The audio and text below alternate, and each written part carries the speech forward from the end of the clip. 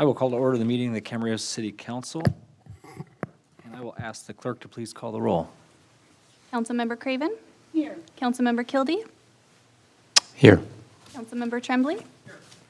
Vice Mayor Santangelo? Here. And Mayor Molche. Present. The purpose of our meeting at 4:30 today is to have a closed session item. If I may ask the city attorney to please read our reasons for going to closed session. I think we need to open the CSD meeting also. I'm sorry. I'll open the Camarillo Sanitary District meeting and ask the record to reflect that all board members are present. So we have two closed sessions this evening. The wording is slightly different, so I'll read them both. For the Camarillo Sanitary District, it is a public employee performance evaluation that's authorized by Government Code Section 54957B1. The title is District Manager. And then for the City Council, it's a public employee performance evaluation, Government Code Section 54957B1. And here the title is City Manager. Thank you very much. Do we have any public comment? And seeing no one here, at this time we will recess into closed session. We'll be back.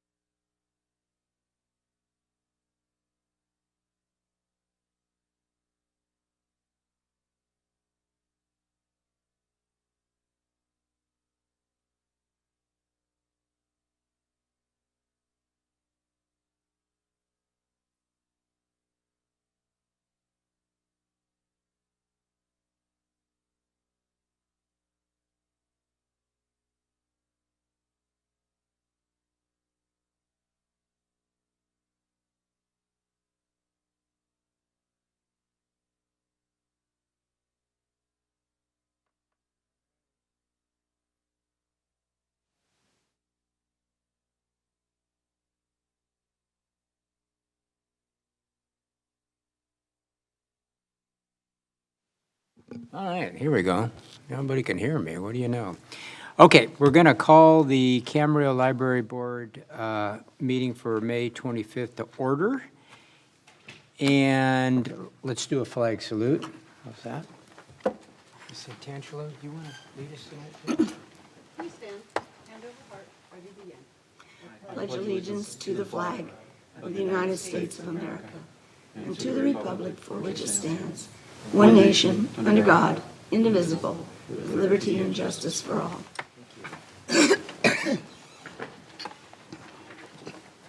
All right, approval of the agenda. Everybody okay with the agenda? Okay, we're going to move on to public comments. We do have some comments tonight. Any public here wants to talk about the library? Nobody? Okay. That's going to get us down to the consent calendar. It's items A and B. Second. There's a motion and a second. Any further discussion? Hearing none, please vote. That passes 5-0. Okay, so We have, do we have a report tonight? Wonderful. Thank you. Good afternoon, Honorable Mayor, City Council, and staff. So the magic and wonder of the great outdoors awaits. Children, teens, and adults can sign up for our 8-week summer reading programming, which is called Read Beyond the Beaten Path, starting June 18th. The library provides incentives for reading throughout the summer for all ages. We will have special programming related to the outdoors, which includes a family local bird program presented by the Western Foundation of Vertebrate Zoology Museum on June 22nd. Weekly campfire story time, a camping under the stars craft for adults, and a teen scary story contest. In addition, the library has been awarded $5,950 from the California State Library for a summer lunch pop-up program. We did this last year. A library staff will provide outreach to local Camarillo schools and organizations who provide summer meals and sign kids up for our summer reading program. Kids at these sites will be given books and incentives to avoid the summer slide. And that concludes my report, and I'm happy to address any questions. Any questions or comments from anybody? I don't have a question about that, but I have another question. Proceed, please. Yes, before COVID, there used to, in May, I think May is Library Month? That's in April, National Library That's Week. April. Well, in May, we used to do it here. And we had a time when council members would be part of the story hour and read stories. And Mr. Tremblay and I had a couple of really good story hours with some little itty-bitty kids. And I was wondering if we were ever going to start that up again. Of course. So now that I know there's interest, yes, we'll send you an invitation. Would you like to do it for the summer, or do you want to just get in contact with you privately? For one story hour, yeah. Okay. Wonderful. And then, I don't have any more questions. I have something else. Sure. Proceed, please. Yes, tonight's history lesson is on libraries of Camarillo, so I thought I would do it now instead of later, if that's okay. Okay. Camarillo's first library opened in 1895 in a hallway of a 2-room schoolhouse with books provided by the City of Oxnard's library. That was before there was a county library system. That school was replaced by a larger Pleasant Valley School on Ventura Boulevard, which was replaced by another where SciArt now is. In 1910, Miss Margaret Eddy was sent by the California Free Library System to form a Ventura County branch. She received either a lukewarm or a hostile reception, with some Oxnard residents claiming that she was sent by a gang in Camarillo wanting to set up a library political taxing machine. But she met a staunch ally in Adolfo Camarillo, who was chairman of the Board of Supervisors at the time. By 1915, Don Adolfo was no longer a supervisor. He and Miss Eddy petitioned the board to organize a county library system. They won unanimous approval, and in 1916, 1 year later, the first county branch library in Camarillo opened with 75 books inside the Camarillo Mercantile Company, which was owned by Israel Hernandez. For 17 years, the Camarillo branch library was on the move. Books were moved into Mrs. Ruth Fell's sunroom. then to the Stein and Talley Department Store, which is the building just west of the Lewis Building, then to the Conejo Inn, which was a restaurant owned by F.B. Merrill at the corner of Ventura Boulevard and Lewis Road. In 1933, branch librarian Adele Flynn moved the 350-volume branch library into a room behind the Merrill Cafe facing Lewis Road. It was in the Cowelty Building, which also housed the post office, the Buckhorn Bar, and the card room. In 1941, the Camarillo Branch Library finally moved its 5,500 volumes into its own space in the new community center adjacent to the fire department, all of which was funded by the estate of Juan Camarillo. 21 years later, in 1962, the new 3,030-foot square Camarillo Branch Library was built by the county at the corner of Ventura Boulevard and Glen Drive at a cost of $44,444. At the time, it housed a collection of 15,000 volumes. Camarillo incorporated in 1964 with a population of 10,600. By 1970, it had grown to 19,000.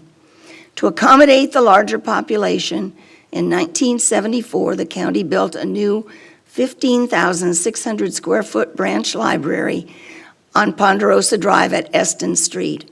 It had a small community room for programs, a small children's room, and a fountain in the middle of the reading room with a collection of 75,000 volumes and an annual checkout circulation of 162,000 volumes.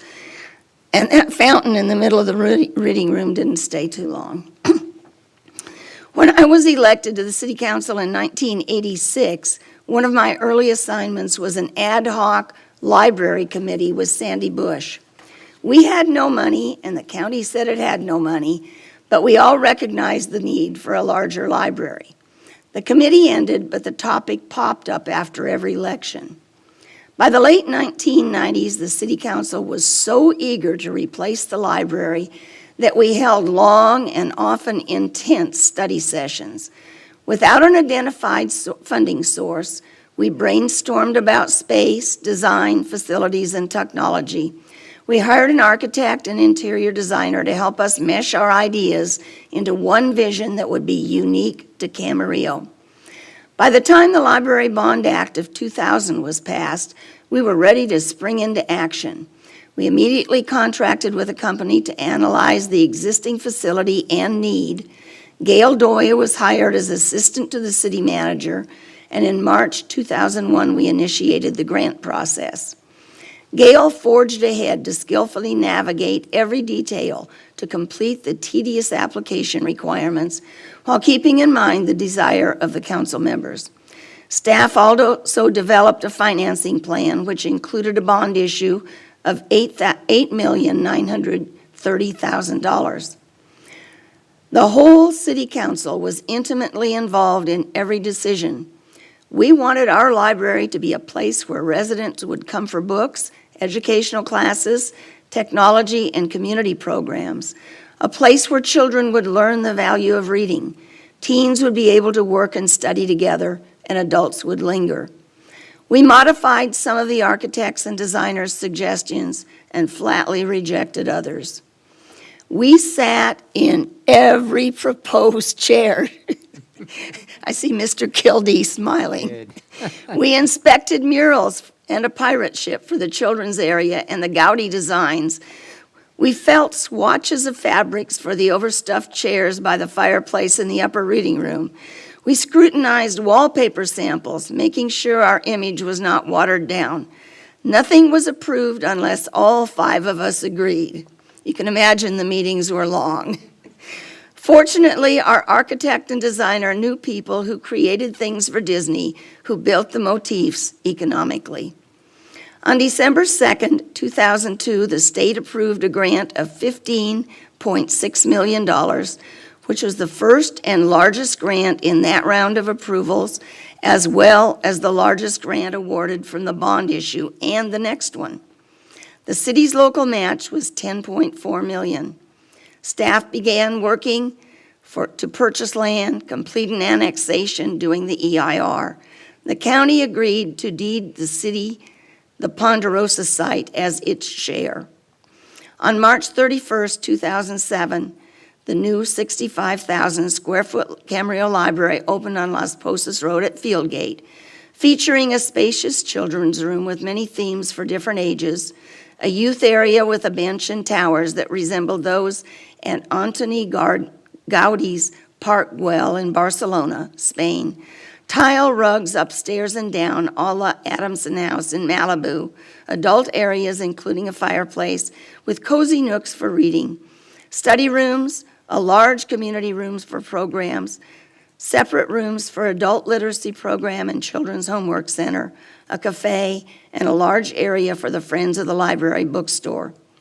The startup collection contained 411,000 volumes, as well as 160,000 multimedia pieces. By the way, within 4 short months of when a request went out to the community, residents donated more than $1 million for new book purchases. But there was still plenty of room for growth, with many shelves reserved for books not yet printed. Within 3 years, we realized that the county library system's funding formula took about $1 million more from the city's general fund to subsidize other branches than was allocated to the Camarillo branch, which forced us to break away. The Camarillo branch of the Ventura County Library System closed on December 30th, 2010, and the Camarillo Public Library opened on January 3rd, 2011, operated under contract by LSSI. Since then, we've received the library portion of the property taxes that people within the incorporated area pay, and our general fund money goes for the Camarillo Public Library. Libraries are not static, though. In 2006, we learned from a newspaper headline that a resident, Mr. Russell Fisher, passed away, leaving a bequest of $2.7 million to the library to further develop its business resources. The upstairs stacks were rearranged, many business-oriented materials and service subscriptions were purchased, a business librarian was hired, and the Russell Fisher Business Collection opened on May 22nd, 2013. The Ventura County Community Foundation holds the money in trust in an endowment account. Interest is used for approved purchases and expenses. More recently, we expanded the young adult section. The library bond grant funding required cooperation with other government agencies, especially school districts. Part of our application said that if a high school were built nearby, our library would serve as its library. When Rancho Campana High School was built in 2015, it had no library due to our agreement. But by then, we realized, though, that the location of the youth area was disruptive to the adjacent adult area. So we pushed out a wall and added a new 3,455 square foot young adult area with lots of technology, couches, and areas where high school students can study as well as socialize. It opened on December 21st, 2017. Ironically, this young adult area is larger than the entire 1962 building at the corner of Ventura Boulevard and Glen Drive. Yeah, that's, I know all of us have a story. I just want to say something really, really quickly. When the library was under construction and they were doing the children's part, it was like going to open up in a week, and there was a young lady with this little tiny, this vision. I had a little tiny paintbrush. If you go into the young section of it, they have these, in the pillars, they have these beautiful little bound books. They're huge and they're beautiful color. And I got talking to her, and she said, I would have been here last week and finished up, but I just finished up the remodel of the Pirates of the Penzance down at Disneyland. So that's the type of people that we had doing the work there. They were incredible. That's a great report. All right, thank you so much, Charlotte, for that. It's very, very needed to talk about the history here. It's wonderful. We're all very proud of our library here. Okay, so discussion items, aren't any oral communication from anybody else tonight? Okay, so with that, we'll adjourn. Thank you. Call a meeting of the Camarillo Sanitary District Board to order and ask the record to reflect that all board members are present. Anything to add or change or move on the agenda? Okay, it's so approved. Public comments. Is there anyone who would like to speak to the Sanitary District Board on an issue that is not on the agenda? Seeing only one person leaving, we will move on to the consent calendar. Move consent. Motion and a second. Please vote. Motion carries unanimously. There is no report on the closed session because it's being continued. Oral communications by board members? Yes. I think Veronica sent it out, but I know that the registration for the annual Casa conference is going on now. So if any board members are interested in that, now's the time to register for the conference and sign up. Thanks. August 10 through 12? Yes. August 10 through 12, in Lake Tahoe. Hot. Okay, any other communications? Okay, we will not adjourn at this time. We will recess, and at some point, we'll go back into closed session. I'll call to order the meeting of the successor agency, a special meeting for Wednesday, May 25th, 2022. The record reflect that all members are present. Approval of the agenda? Seeing no dissent, we'll move forward. Public comments for the successor agency? Seeing none, we'll move on to consent calendar. Move the approval. Second. I have a motion and a second. Please vote. That passes unanimously. Any oral communications? No. At that point, we are going to adjourn the successor agency, and we'll reconvene the meeting of the Camarillo City Council. Let the record reflect that all council members are still present. Approval of this agenda? Any changes? Seeing none, I believe we can move on to presentations. We have our public speaker is here. Yep. So this time we have a presentation by the president of Moore Park College, Dr. Julius Socanu. Did I pronounce that correctly? That's fine. Thank you Okay. so much. Yes.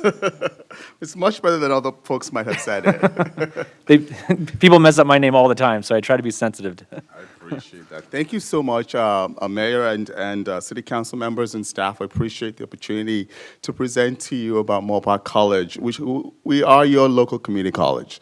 I know that Camarillo is in that sweet spot where all three colleges actually do serve the city. But I just wanted to sort of remind you, if you forget that we are your local community college, and that for many of the folks who actually do work and live in Camarillo, that we're close to you, and that we share quite a bit in terms of our values, in terms of our college mission, and clearly in terms of the ways in which we support the economy of our service area, and we support the families and the businesses, and of course we support life in our community. So.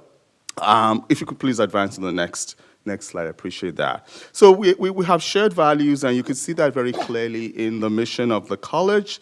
We're very much committed to helping, obviously, better the lives of our members, of our campus community. We are very much invested, like you are, in making sure that the college is an engine of economic support and fits that role that community colleges do aspire to, and that. At the end of the day, we at Moore Park College are in the human development business. So yes, folks come to us because they get a degree, so they can get a good job, so they can meet their dreams and their goals that they have for their lives. They don't come to us to get the degree, really. They come to us so they can meet the goals and the dreams they have for their families and for their lives. And we understand that. And you understand that because you are here in public service to our community. Next slide, please. So just to give you some information about the college, 30% of our staff live here in Camarillo. Camarillo is one of the top 4 cities that send students to Moorpark College. So 1 in 10 of our students lives here and comes from this community. Camarillo students enroll in our most popular programs: business administration, psychology, nursing, biology, and computer science. And we help to build and support and grow the workforce. And we have new programs coming up in data science. We have a biotech program that is not only well-renowned and very respected, and we have the businesses, Amgen, Takeda, and such support us and we collaborate with us, but they're also supporting us in a new effort, which is to offer a bachelor's degree at Moorpark College. The California State University system and community college systems have reached an agreement where community colleges, if they do offer what are considered applied degrees, can actually offer bachelor's degrees. And so community colleges apply to do that work. And we will find out in about 3 weeks if Moorpark College is able to offer a biomanufacturing degree, a bachelor's degree in biomanufacturing. What does that mean? That means that somebody who's in a biotech program can continue at the institution. They're close to home, they're close to their family, they may be close to where they work, and that they're able to continue their education. They don't have to go out of the community, they're in the community because we're in the community. So we're very proud of that, and we're proud of that because the local businesses have supported us, and equally as important, the CSUs in our service area, both Season and Channel Islands, have supported our application for that. So what you will see is individuals who are in our program right now, and that is one of those programs where you go through the program and often before you finish the program, you actually have a job ready for you. And the challenge is to actually get people to get the degree and complete the program. So we're very proud of the ways in which we're helping to support the economy of our service area. We're also proud of the fact that we have America's Teaching Zoo. So if you've not had an opportunity to visit our zoo, this is your local zoo, by the way. And the zoo is not only supporting our schools. I just found out yesterday that every single day in the week, Monday to Thursday, not weekends included, 400 students come through the zoo. That is in addition to the about 2,500 people who come through the zoo over the weekends. And when COVID hit and we as a community were kind of locked in, right, one of the places where families could go to once there was some relaxing of the regulations was the zoo. And that zoo saw a lot of folks bring in their children and their family members coming to just enjoy the landscape. And we're putting more resources into the zoo so that it can become more of a resource to help support the work that we're doing in terms of environmentalism, in terms of conservation, and also the work we do in terms of providing for folks who go through that program. About 40 students complete that program every single year, and each and every one of them has a job, either at the zoo across the country, they have a job either working in research, they have a job either working with various environmental agencies, and folks now come from across the world to be at the zoo at Moorpark College. This, again, is your local community college and your local zoo. In addition, our campus is rated, as you probably already know, we're rated as one of the best transfer institutions in the country. And in the state of California, we've been identified as the top community college multiple times. And what I'm very proud of is the fact that we're not just the top community college for the best prepared students, but we're the top community college for all kinds of students. All types of students. So we rate number 1 then transfer to UCLA and to UCSB, and we're very proud of that because our students have the capacity to do that work, and they go there very well prepared and often actually better than the students who are native students to those institutions. So we're very proud of that work. Next slide, please. So one of the things we do is I always try to connect, when I talk to a community group, connect what we do at the college to what you do in your community and the partnerships that we have with the community. So we have an access program. It's our program for disabled students and services, and we have very good partnership with the local high schools. So both with Cam High and with Rancho Campania, where our students who are either on the spectrum or students who have disabilities actually can come to Moorpark College and they get really great support. And so our institution is known as a place to network if you want students from populations where there is a disability to actually get support. And we're very proud of that work. We see it as the part of the work that we do in terms of preparing people to live full lives. We also have a program with the local middle schools, and that allows students to go through a middle school program where they actually get counseling support, they get college preparation workshops from our faculty and from some of our students who are acting as support, and we're also doing that here. We have unique music technology programs, we have world-class performance programs in dance and music and theater, and as your schools will tell you, they see Mopa College and they see our zoo, they see our research programs as an opportunity for them to expose students to resources that they may not necessarily have.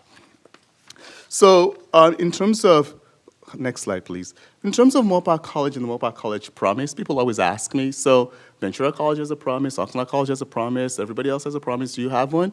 And I remind them that yes, we do. You can come to Mopa College, you need to take 12 units, keep a 3.0 GPA, and for 2 years, you can come to the institution really tuition free. You do still have to pay for the fees and for the books. And we're now helping to support the fees and the books, because we know at the end of the day, that's actually where the cost is. That's where the high cost of a college education resides. So as we're all struggling through the pandemic, we got some well-needed support from the federal government to the tune of about $40 million as a college district, to support students, to support folks going back to school, to keep people in school. And part of that is that we did we put out a couple of support, financial support efforts. So one of them was to give students $1,000 if they register for 6 units or more. We continue doing that through this spring semester, and we will cease doing that, but we have other resources, and that's where the College Promise comes in. Mopa College, as I said, has a Promise program. So if you know young adults, it is for young adults, unfortunately. Our older students can't benefit from it, but we have other resources for our older students. But if you have young adults between 18 and 24, please, please, please remind them, tell them that Mopa College does have a Promise, and they can go to the college tuition free. Okay, so next slide, please. I've already mentioned some of the pathways that we have at the institution, some of the career pathways, the ones in biotech and the pathways that happen with allied health and the health industry. But it's important for you to know that some of your local businesses, we have students who are interns in those businesses. I was just at Casa Pacifica yesterday, and we have a joint grant with them, about $350,000, and that grant will support our students being interns there, and for students who are in our psychology program and students who are in our RBT program, to get work experience in a very highly regarded program. And that not only helps our students, but it also helps Casa Pacifica. So that's the kind of work we do. We build partnerships to support success. We also have a summer bridge program for your high school students who are interested in careers in biotech, and those students can come to the college through their high schools, and we have folks who are helping to do that recruitment. But if you know of any students who are doing that, send them to the Mopa College website, and we have information how they can work with researchers from CSUN and from UCLA who work with our faculty, who then work with them in a summer program. So again, we're bringing high-quality education to our community, and it is not only affordable, in some instances, it's actually free. Signing up for classes over the summer, we have summer classes that started on Monday and will go through August, and we have 4-week summer classes, we have 8-week summer classes, and a variation amongst that.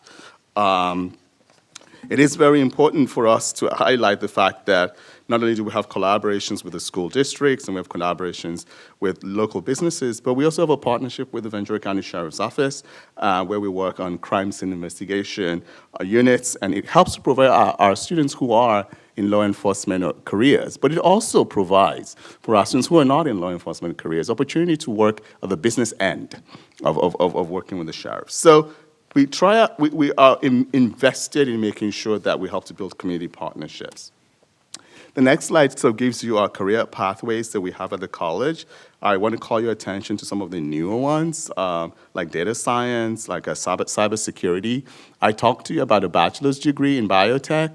The next bachelor's degree we're applying for is actually a bachelor's degree in cybersecurity.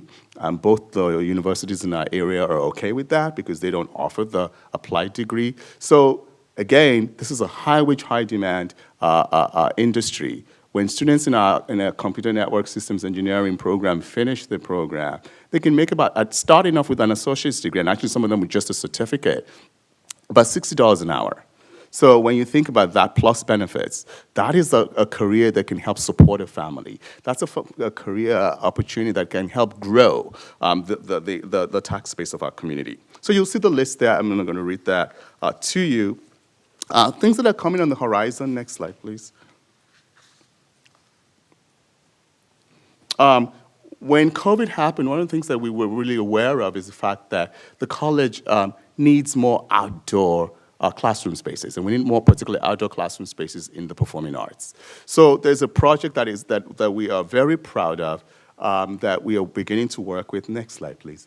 And this slide kind of speaks to it. So many of you know that there's a Santa Barbara Bowl, there's a Hollywood Bowl, and there is a Ojai Bowl. What we are proposing is to create a Moorpark College Bowl. On our campus, there's a great lawn that's between our library and the gym, and we are planning to put a 3,000 to 4,000 person amphitheater space right there. So now you go to the Hollywood Bowl and you slap a drive there and look for parking, and it takes you an hour to an hour and a half to get there, and it's a wonderful performance. I have a subscription to the Hollywood Bowl myself. But I want to say to you that having a performance venue that is in our community, that is 20 minutes away from you, we've got multiple parking. We have 7,000 parking spaces on that campus, and on Saturdays and Sundays, less than 10% of that is being utilized. So we know that clearly we can help meet the needs of the community. Our local arts communities have told us that there's burgeoning spaces and burgeoning arts organizations, but they don't have a space where they can actually perform. If they do have the spaces, they're sharing with multiple organizations, and they want a home. So we're working with New West Symphony and their artistic team. We're working with some other high-profile providers of entertainment to help us design this space. 3,000 to 4,000 seats. It will have a stage that allows for a full orchestra plus a 100-person choral group.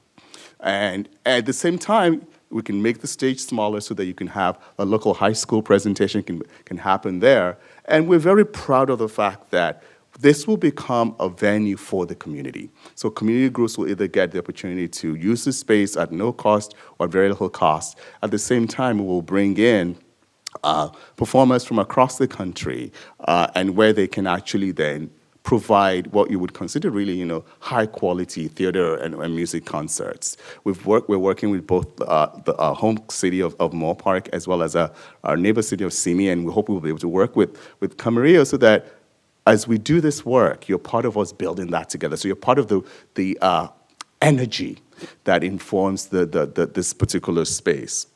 We're also looking at converting our tennis courts. They're in states of disrepair, and we're converting them to volleyball courts. We have an award-winning women's volleyball team, and that program is growing. And so part of what we'll be doing is renovating that tennis courts into a volleyball stadium. I was told that maybe we should consider pickleball because a lot of people play pickleball, but we don't have a pickleball program at the college, and I don't think we'll have one really soon. So we have a volleyball program, and it's NCAA quality regulation courts that we'll be putting in place. So what I'm here to say to you and ask of you is to really continue to see us, not only as your local community college, but to see all the opportunities that we present and we create and we curate for the community, and that you are partners and we are partners with you in doing this work.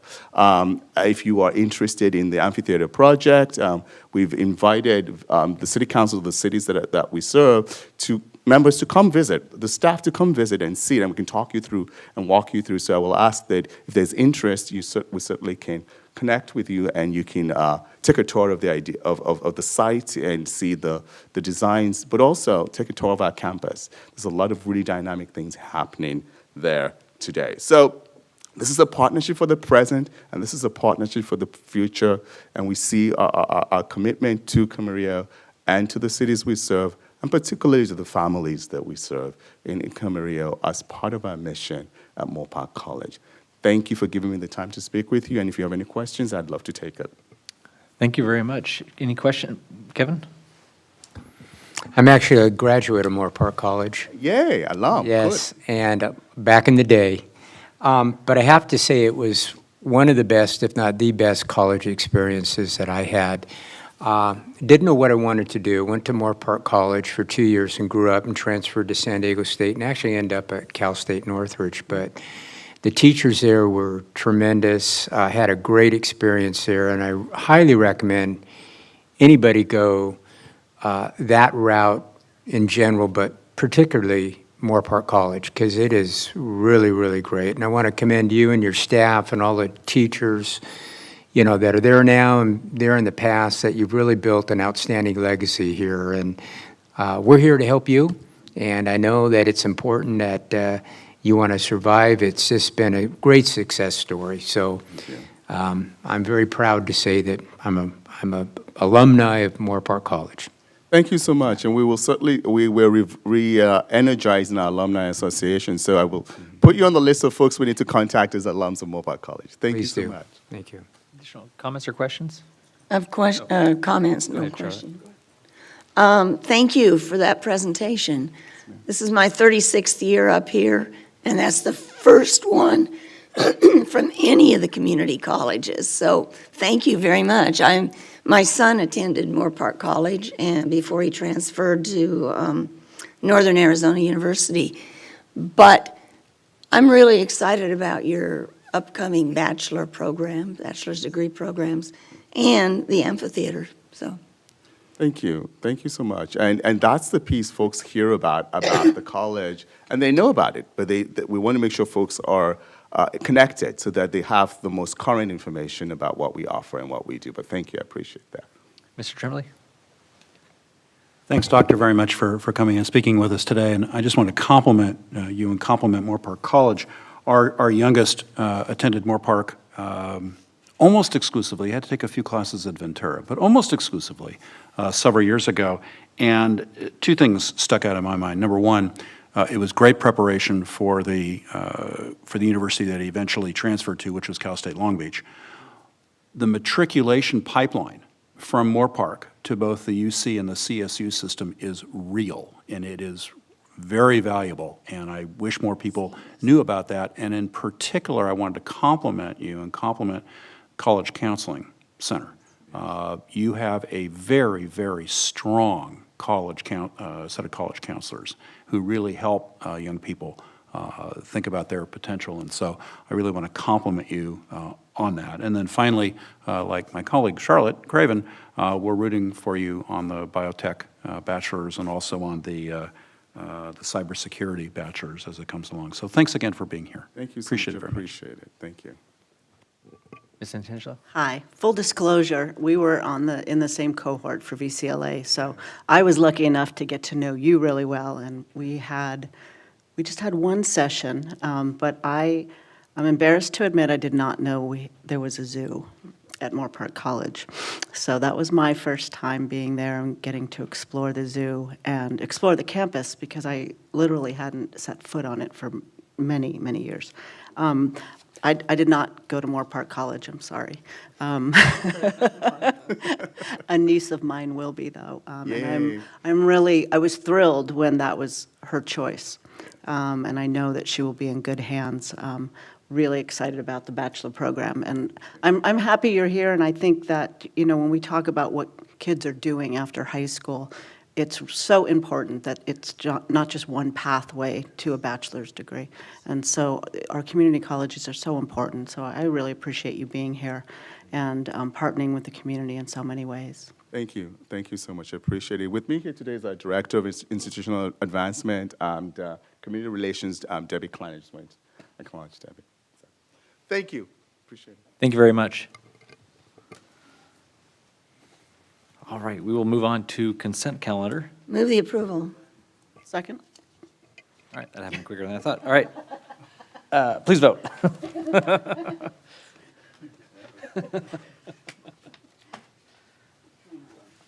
All right, that passes unanimously. That takes us down to oral communications. And who's ready? Tony, can I start with you? Okay. Just on meetings attended, May 12, the Casa, California Association of Sanitation Agency statewide Board of Directors meeting. May 13, had Metrolink, both executive and contract operations.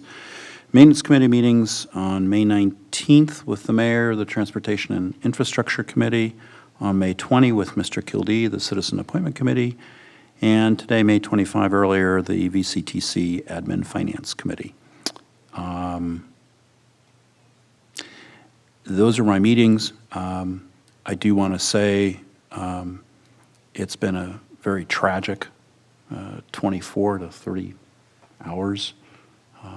And I know that many of our thoughts are elsewhere tonight. But, you know, we have a job to do here and lots of things that we have to discuss. And, you know, we've got a particularly substantive item on for later tonight. But we are, you know, my heart is heavy, our hearts are heavy, and I would ask that we adjourn in memory of the folks who lost their lives yesterday in Texas. So that's it for me. All right. Charlotte, do you mind if we go to you? Saying that you already Certainly. did the, okay. I attended the Contract Cities Annual Conference weekend before last, and I had the Investment Committee yesterday morning and also the Finance Committee yesterday morning. They met separately. During the Finance Committee, we interviewed two banks looking at a city's banker for next year, and that recommendation will be coming to you in July after staff has finished some more work on it. Oh, okay. Ms. Santangelo. Okay, for meetings attended on May 12th, the Ventura County Animal Services. May 12th also, Airport Authority. May 18th was the Executive Committee for CPA. May 20th, Economic Development and Land Use Committee. And earlier today, I was on the CPA Finance Committee meeting. I've been asked to chair that committee going forward. So what's another meeting, right? And at our next CPA meeting, we will be finalizing rates. So I am pretty sure that it will go as expected, but it looks like our rates are going to be very competitive with SCE. The clean level, which is the 50%, will be at parity with SCE. And then the lean, which is the lowest level, is 1% less. And the 100%, which is our default level now, will be 3% more. So talking, you know, if you look at the average bill, I think it's like $1.70 or $1.80 difference for the green. But I will come back when those are definitely approved, and we'll have those for you.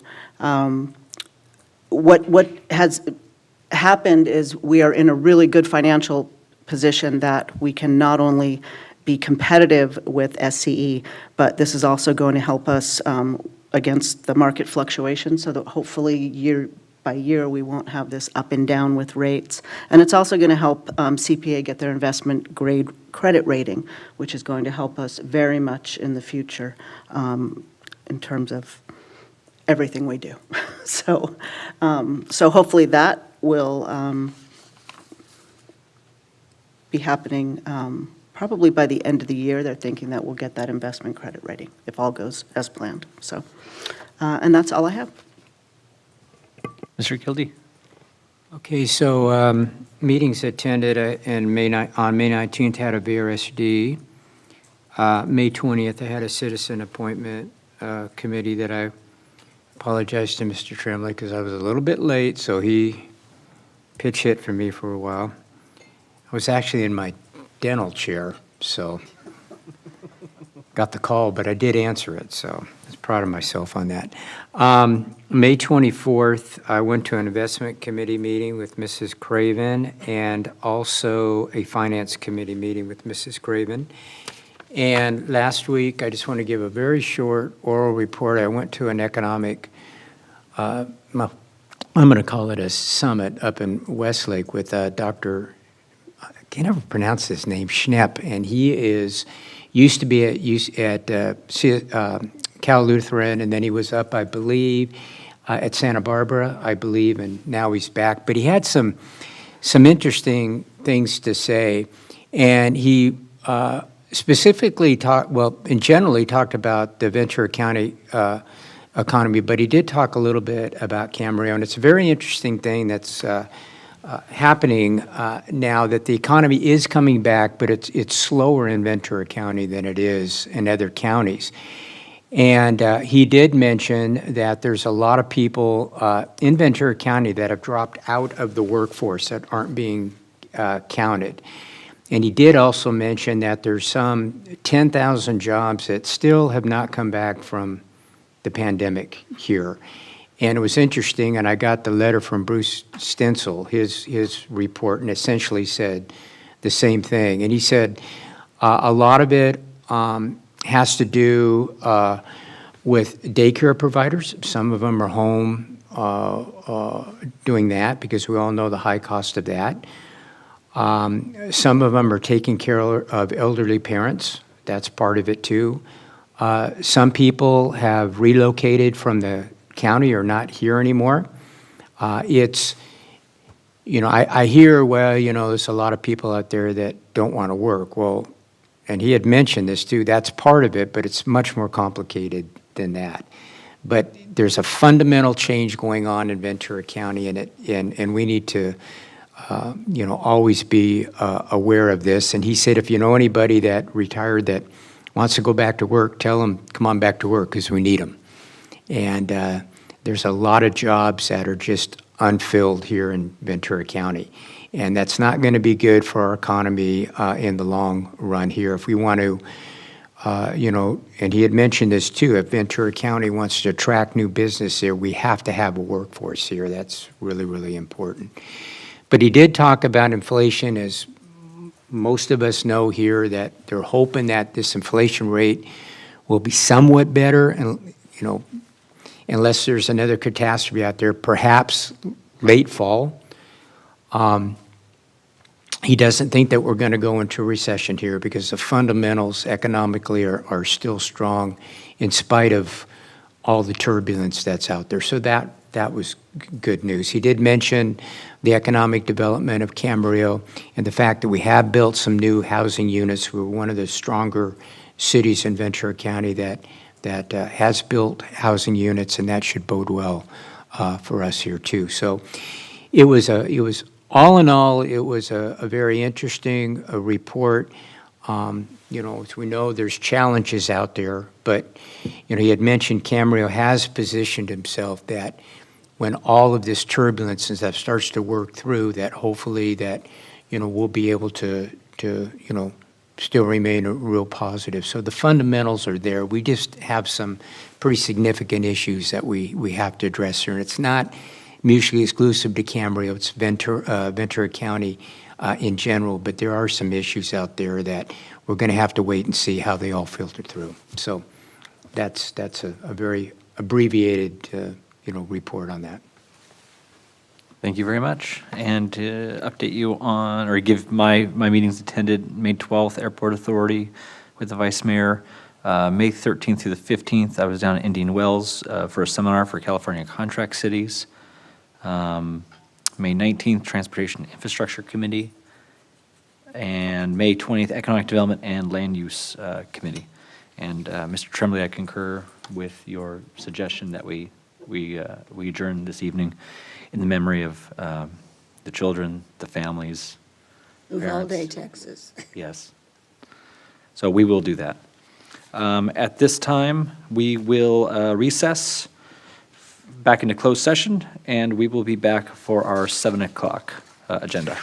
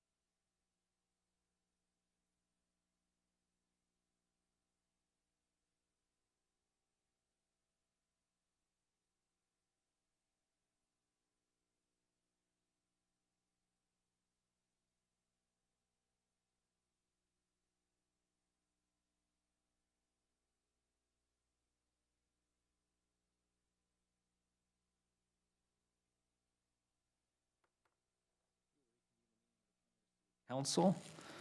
Let the record reflect that all council members are present. Go to public comments. This is a time for anyone in the audience to speak on any matter that is not on the agenda. Do we have any public comment cards? No? Does anyone in the audience wish to make a public comment?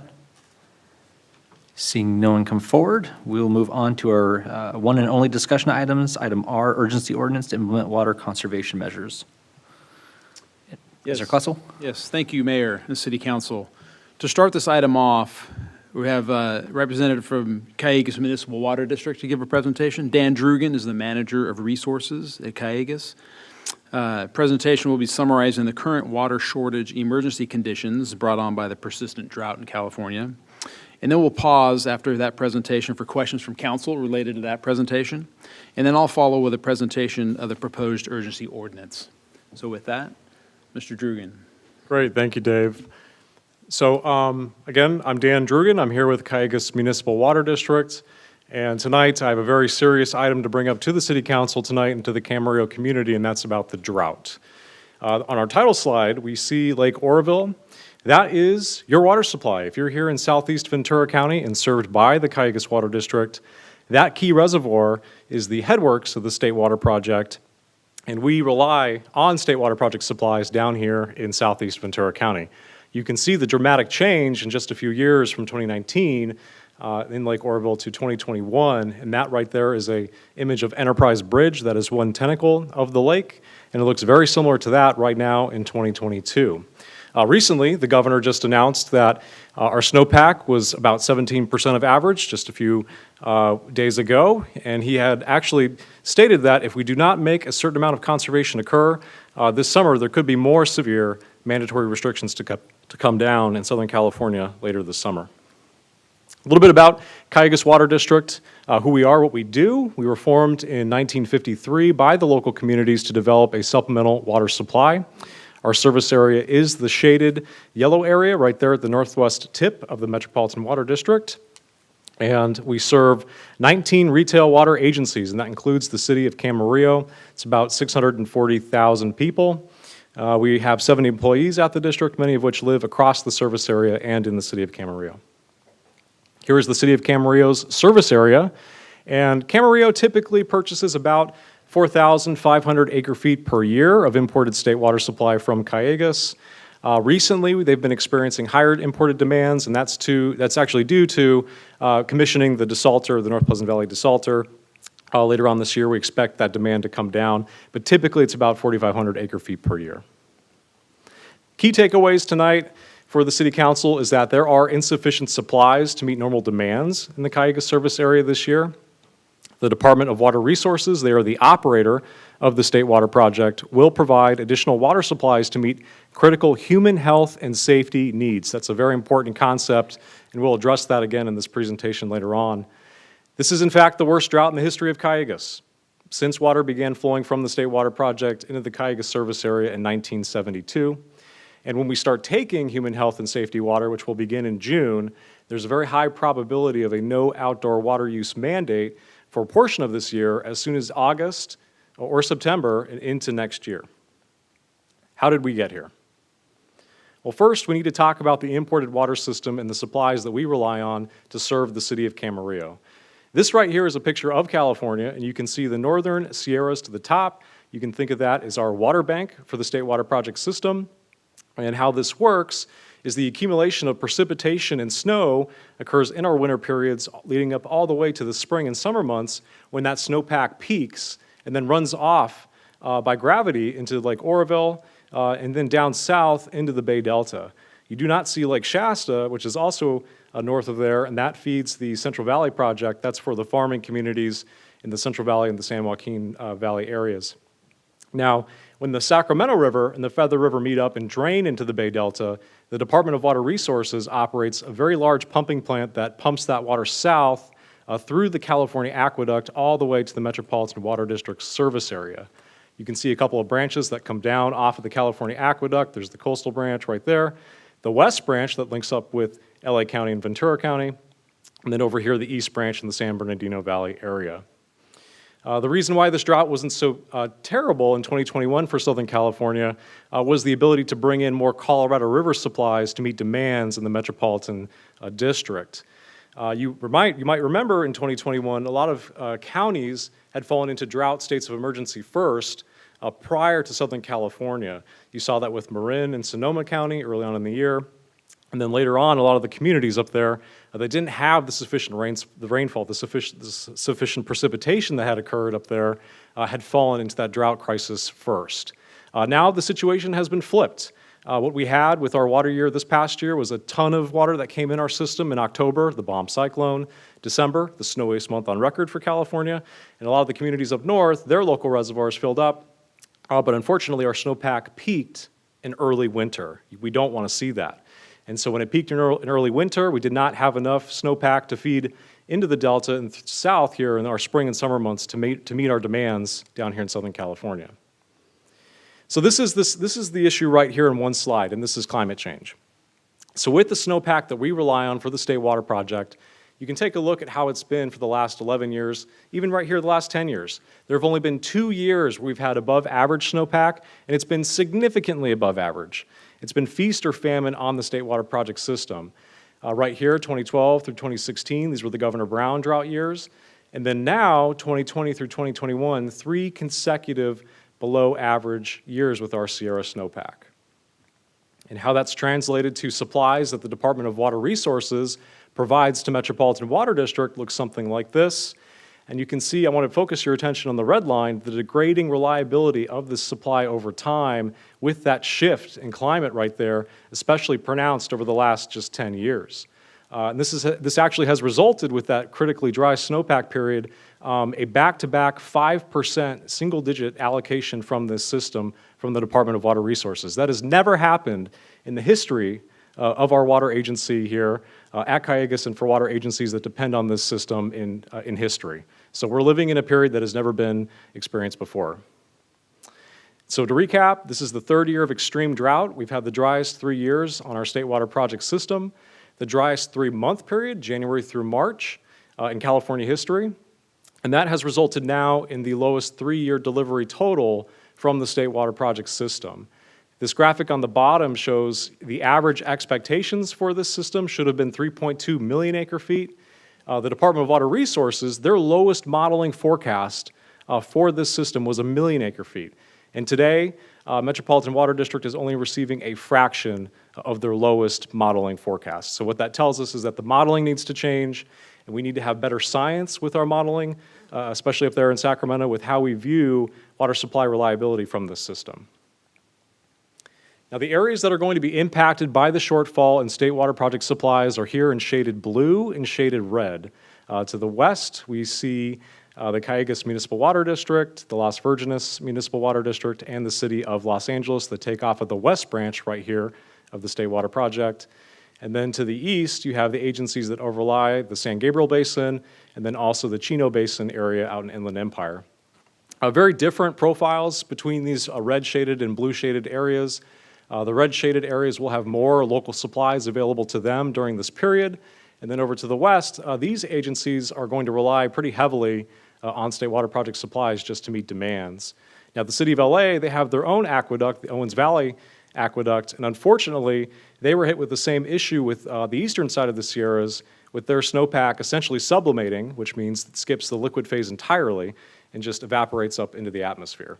So critically dry watersheds up there in the eastern Sierras, and unfortunately, not a lot of local supplies for LA to bring down to the LA Basin this year. A little bit more on how the Cayugas system connects to the Metropolitan Water District system. And I'll also point out we have some reservoirs here. That's Lake Bard, that's Lake Piru, Lake Casitas is off the screen. And these 3 reservoirs did not exist 65 years ago. But the Cayugas system right here is in red and connects to the Metropolitan Water District system in blue. Up here is Castaic Lake, that's the terminus of the West Branch. Water supplies are conveyed down and treated at Metropolitan's Granada Hills Joseph Jensen Treatment Plant, and then 100% treated state water supplies come into Cayugas through a single connection point through the Santa Susana Mountains between Simi Valley and Chatsworth. This image, if anything, is to give you a sense of that we are at the end of the pipe. the end of the state water project system. And when we have very little supply coming in, our options are limited, and this is another reason why we have to ask folks to conserve in these very critically dry year periods. Back to this image of the imported water systems, the Bay Delta is a very critical pinch point for how we operate, how the Department of Water Resources operates through a very critically dry drought year. And that looks something like this. And so to kind of go through a chronological timeline of where we ended up right now with really these unprecedented conservation measures, back on December 1st, the Department of Water Resources announced that we should plan for a 0% state water project allocation. And so what that means is they would prioritize water behind Lake Oroville up here to actually flush out salinity that would be intruding into the delta to maintain water quality. The reason for that is if you foul the delta with salinity, you may lose the ability to convey fresh water supplies through this system in future years. So that's what we're doing right now in the summertime with the Department of Water Resources is they're prioritizing the water supplies up here in Lake Oroville to flush out the salinity, and any extra supplies we met for only the most critical human health and safety needs to Southern California. And so this is the operating situation scenario right now that we're going to see this summer. But back to 2021, at that time, this was a 0% state water project allocation. But then what happened? We had December. In December 2021, we saw the record snowpack that had occurred, the snowiest month on record in California. And at that point, the runoff projections were through the roof. It's quite evident that we needed to revise up that state water project allocation, and the department did do that by revising it to 15%. At the time, 15% was viewed as quite conservative, and in fact could have been even higher. That's what we were expecting. But then what happened, here's just an example right here of how December looked. 19 trillion gallons poured across the state, and then January, February, March, dry, essentially nothing. That's something that has never happened before. This flatlining from January through March was the driest 3-year period for those 3 months in California history. So we were tracking some of the wettest years on record all the way up through January, and then all of a sudden we flatlined into that condition, and then now we're going to end with a third consecutive dry year. Here's 2021, 2019, and 2020, and now this 3-year deficit of below average precipitation is causing this issue for us right now with this critically dry drought summer. So now what happened after that? The Department of Water Resources revised down that 15% allocation to just 5%, and that's where we are today. So what happened when the allocation dropped from 15% to 5%? Well, with a 15% allocation, we were expecting to meet all demands. Metropolitan was expecting to meet all demands for the 6.6 million people that depend on this supply in their service area. But when the allocation was cut into a third, you can see that base supply down here being just dropped to just below 100,000 acre feet. And we see new boxes up here that show how they can meet demands with health and safety supplies and demand reduction. This box for demand reduction is pretty self-explanatory. That's the need for mandatory conservation. And then health and safety, that's a block of water that the Department of Water Resources will provide to Metropolitan and provide to Callejas that Metropolitan will actually have to pay that water back in a future year when supplies come back into the system. You can almost think of it as welfare, as water that we don't really have, but the department is willing to provide that to meet critical human health and safety needs. And how this looks on a monthly time step, January through December of this calendar year, starting in June, we can see that tan bar coming up of health and safety water supplies. And so this is the reason why Metropolitan acted in late April, and then Callejas acted also following that to let folks know that starting June 1st is when these mandatory restrictions would go into effect. That's why we're here tonight in front of the Camarillo City Council, because when we start taking the health and safety supplies, there's also that need to conserve at the top. And these next 3 months are going to be absolutely critical because these are the highest demand months that we typically have in our water systems. So we need to get out there immediately to tell folks to conserve right now, because if we don't, then we may jeopardize this ability to take health and safety supplies from the Department of Water Resources. The expectation is that they will see rigorous and mandatory conservation occur when we start taking those supplies.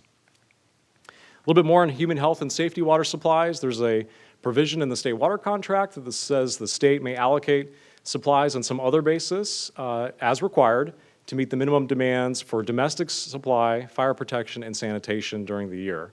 There's a heavy expectation that that should not include watering a lawn or any ornamental landscaping that requires that water. And that's what that looks like right there, no outdoor watering. So how do we avoid no outdoor watering when we start taking the human health and safety supplies and starting in June? Well, Metropolitan, with the action they took, was to allow us all to move to 1 day a week watering.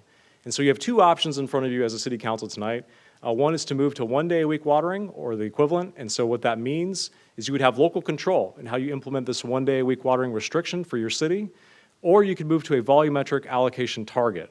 And so what that means is that where Metropolitan would be allocating water supplies based on gallons per capita per day. So each of us at the home, we have our own water use. So we can measure that in gallons per capita per day.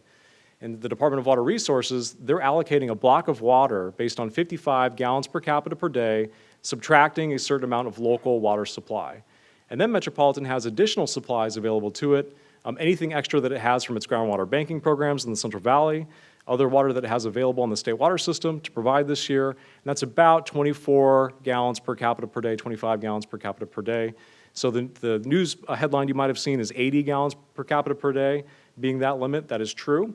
But if you're an agency that has local supplies, your gallons per capita per day would be less, because the Department of Water Resources expects that this would be, your local supplies would be subtracted out of this base block of water. So comparing that, right? Comparing the 1 day a week watering option versus the volumetric allocation option. And so with the 1 day a week, there are no volumetric penalties if the city adopts that 1 day watering restriction and provides Callegas with an enforcement plan. You would have local control with the implementation of your 1 day a week watering, including the use of exemptions. That could include your functional turf areas like schools, parks, other areas that have a high recreational value. And it's a clear message to the public and water users with the aim to achieve immediate water savings. Now, with the volumetric allocation, the calculated limit for Camarillo, the city, is about 320 acre-feet per month. And there would be $2,000 per acre-foot penalties on any volume above that amount. And so if we looked at Camarillo's average summer demands, just starting in June for the last 3 years, it's about 500 acre-feet per month. And so penalties could total $360,000 for each of those months. What's nice, though, about this system is that you do have the ability to switch between these systems throughout the allocation period. So if the North Pleasant Valley desalter were to come online and we could prove out the production from that facility, and Camarillo's managing down to a smaller volumetric amount of state water supplies, there could be the ability to go back from a 1 day a week watering restriction to bumping it up to an extra day, depending on how the North Pleasant Valley desalter actually operates later this year. A little bit more on this concept of gallons per capita per day. I mentioned we all have a water use component when we in and around our home of how we use water. The city of Camarillo approximately is 170 gallons per capita per day in these peak summer months of June, July, and August. And it's really outdoor water use. That's when our systems start picking up that water. It makes up to almost 40 to 70% of total use with your gallons per capita per day. The California Indoor Water Use Standard is 55, and that's the reason why the Department of Water Resources bases their human health and safety block of water on that number right there, 55 gallons per capita per day. A little bit more on what happened just recently. The State Water Board yesterday adopted regulations that actually bans the watering with potable water supplies of non-functional turf areas around businesses and institutions. And so what's the difference, right? Functional turf, those are areas that you can recreate on. Those are school fields, parks, other types of fields and of that type of grass. Non-functional turf, those are the areas that are hiding in around our community, that are around the business parks, that really provides no recreational value, no community value. And that was what was taken up at the State Board yesterday, and they adopted that ban on irrigating with potable water supplies of that type of turf. Now, Callegas does have rebates that are available to assist through bewaterwise.com. We have turf replacement program that will allow folks to rip out the turf and then install a new drought-tolerant landscape. And right now, with the 1 day a week watering restriction, that's going to be tough. We wouldn't want you to plant plants during the summertime anyway. And so when supplies hopefully improve, we see more storms coming in the fall, that would be a good time to put your plants back in, and Metropolitan will allow postponing new plantings in the program. A little bit more on non-functional turf. This is a more defined target for us in this drought. Looks something like that on the right. And with the action taken by the State Water Board yesterday, that will accelerate how a lot of agencies target this for this mandatory emergency water conservation period this summer. But we're also asking residents who have turf, once again, just like the last drought, to save water. and potentially sacrifice your lawns and use the one-day-a-week watering to preserve trees and the urban canopy. Also shrubs and other vegetation that has high value, not necessarily just turf, especially that in the front yard area. So just to recap the drought actions that were taken over in April, Metropolitan Water District approved that mandatory conservation program for its state water project dependent agencies on April 27th. Cayugas did the same. And then now all the cities are mobilizing, choosing their actions on how they're going to move forward with managing through this crisis this summer before the June 1st compliance period begins, and that's when the volumetric penalties and surcharges would go into effect. And here's an example of that message of what we've been trying to do in the community. We've been putting this in the local Acorn newspaper and following this action tonight. If the city does go to one-day-a-week watering, we'd also like to put this in the Camarillo Acorn as well. We do have a drought task force. We just had our first meeting today, and what this is a collaboration with all of our cities and large water agencies that are served by Cayugas to come up with ideas for education, bringing in new water supplies like recycled water. How can we use that to irrigate trees, irrigate medians? We saw that during the last drought. And then also how to inform policy change. We need long-term policy change here, and how can Cayugas and our purveyors work together to push that forward and bring that forward to Metropolitan and the state. And that's the end of the briefing. I'm more than happy to take any questions at this time. My colleagues have any questions? Yeah, Tony? Mr. Tremblay? Thanks, Mr. Dugan, for the briefing. I appreciate it very much. I did look a day or two ago at the levels in Lake Oroville, and I know you had a slide up there with a picture from 2019 and a picture from 2021, but my understanding is that currently, as of 2022, the amount of storage in Lake Oroville is about 700,000 acre-feet higher than it was at this time last year. Is that correct? That's correct. Okay, so the picture that shows 2021 isn't really reflective of what the actual state of Oroville is in 2022, is it? It's not exactly the same, but it looks very similar. And now the storage levels that have increased in Oroville, Lake Shasta did not recover, right, this past water year. Right, no, I understand, but I'm talking about Lake Oroville, which is the keystone for the project. Of the state water project, but the amount of acre-feet in there is about 700,000 acre-feet higher right now than it was this time last year. And I just want to make sure, did I read that right? That's correct. Okay, thanks. No other questions? Mr. Kildee? Yeah, Dan, as you know, I'm on VCOG, and I had the benefit of hearing this, presentation twice. So does anybody have any probability about if we don't meet our water needs as far as our cutbacks by maybe August, September, will we have to take a harder look at this? I mean, is that where this is going? Or if we can cut back on our usage enough, is it just delaying that, or will there be more information and kind of more ideas coming out in the fall, if you will? Yeah, no, that's a great question, because are we just sliding into 0-day-a-week watering, or is the 1-day-a-week watering going to prove out the conservation that we really hope it does? Mm-hmm. And so what I would say is that it's really tough right now with these 3 really hot summer months coming up with demands. We need folks to get out there right away and conserve immediately, because if we do not see the savings come in, the Metropolitan will move forward in August with a board report to its board on moving to 0-day-a-week watering. Now, what does that mean? That means that, similar to tonight, if you go to 1-day-a-week watering, there's no penalties. You have an enforcement plan, there's no penalties. Now, in September, if that board report passes that policy body, you can move to 0-day-a-week watering and have no penalties, and then see how that works. And then if that doesn't, again, if they see still green lawns in August, September, October, then we're all going to be forced to move to a strict volumetric limit where essentially a lot of us are going to be paying penalties. And we're going to have to go to that strict, really no outdoor water use concept, right? So I think what we can do now, immediately starting in June and July, these next 2 months to save water, is critical. Whatever we can do to stop the watering of lawns, save that for trees with the 1-day-a-week and get that out to our residents now is important. Thank you. Additional questions?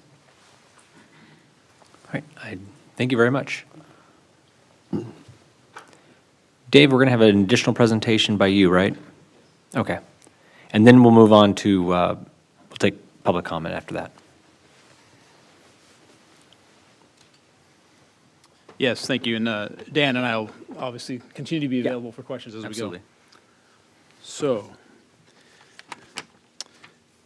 and some of this, just a brief summary already very well covered in the Cayugas presentation.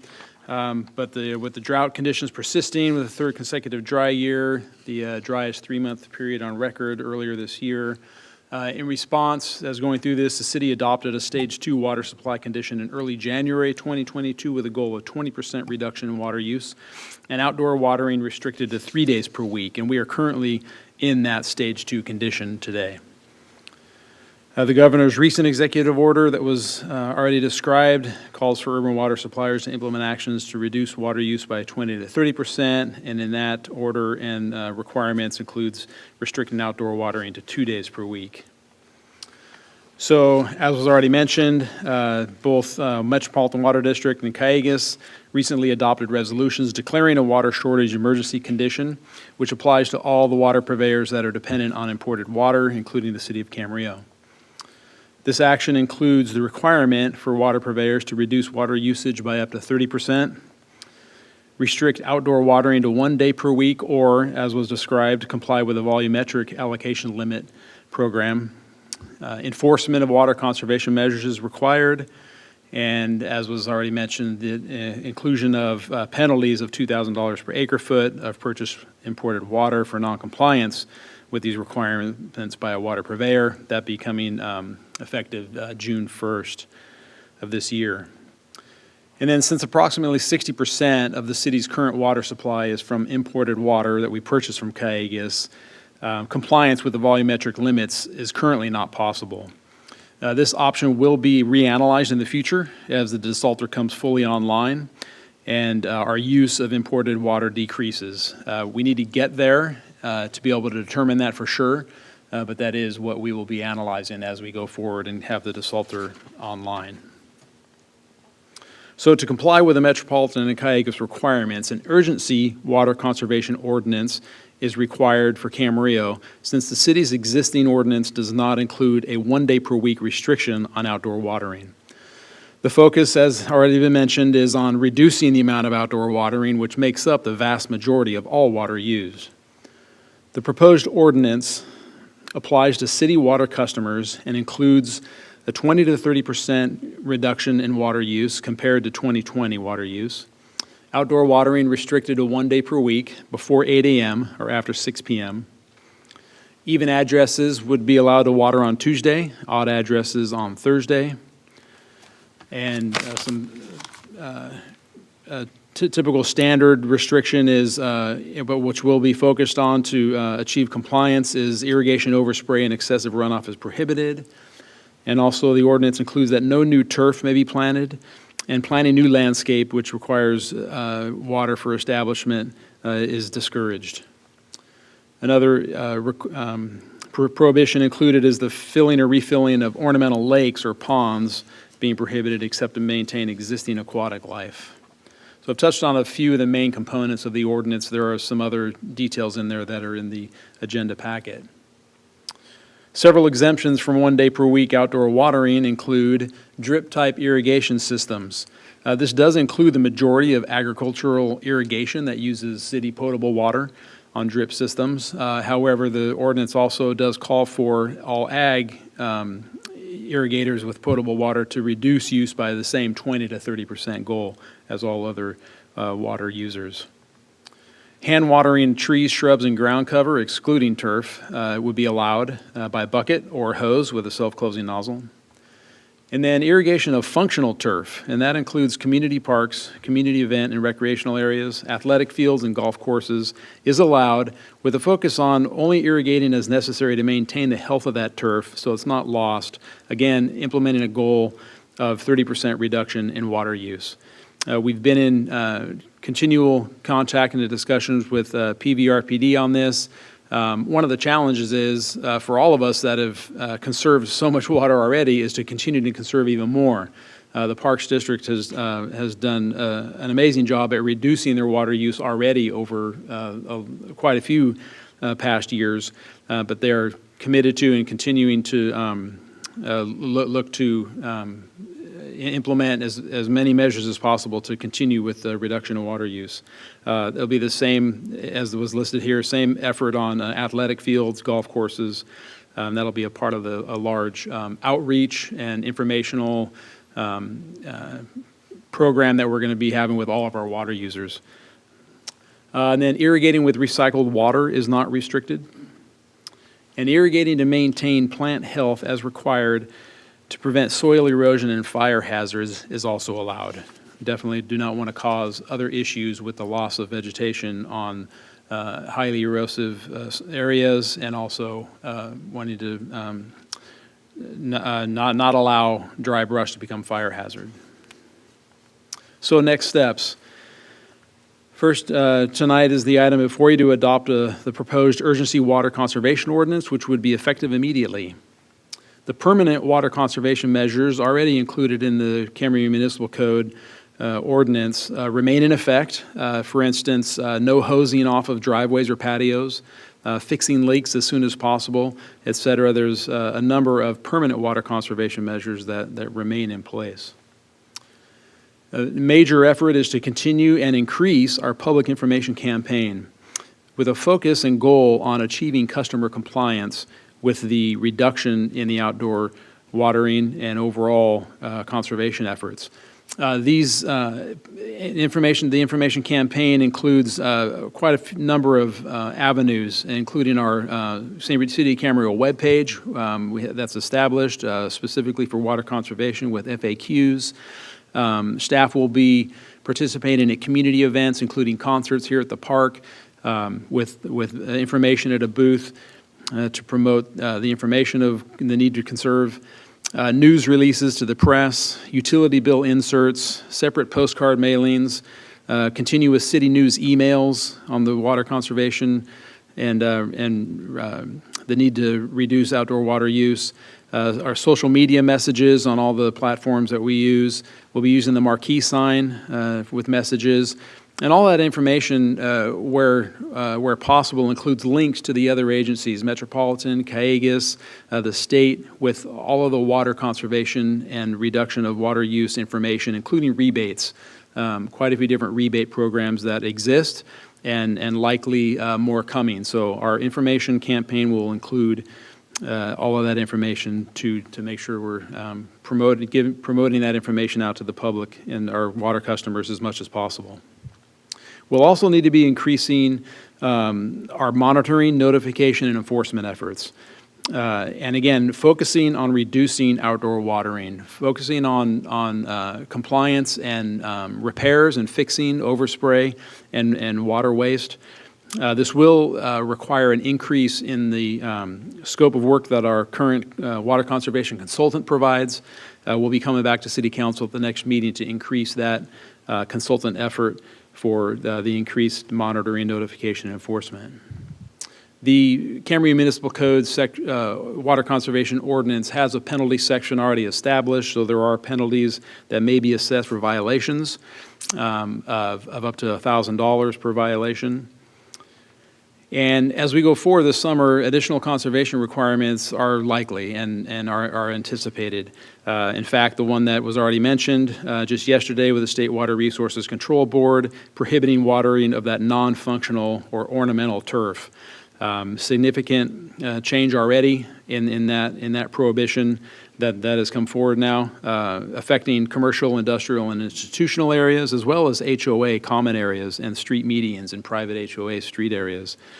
So that's expected to become effective in June 10th timeframe. And so that's a good example of an additional requirement that's coming up. So this ordinance includes authorization for the city manager to implement additional restrictions as required as we move forward in the coming year, and obviously with notification of City Council when that occurs. Just mention that all of these efforts that we've been working on, including close coordination with Caygas, and also coordination with all other local water purveyors, with the effort to deliver a consistent messaging about the drought situation and then the water conservation requirements. Specifically, here in Camarillo, we're really working closely with Camarosa who serves a large section of Camarillo residents, to have a common requirements as possible and common messaging so that it's a unified message as much as possible to all the water users in Camarillo. Continue with next steps. As this urgency ordinance is adopted, it will be effective for 45 days per government code, and it is able to be extended, which will need to happen as we move forward, to be able to come back to City Council when we have prepared permanent revisions to the ordinance. That is going to take some time to put together, so most likely in the end of June, we'll be back to extend the urgency ordinance as we continue to work towards a permanent revision.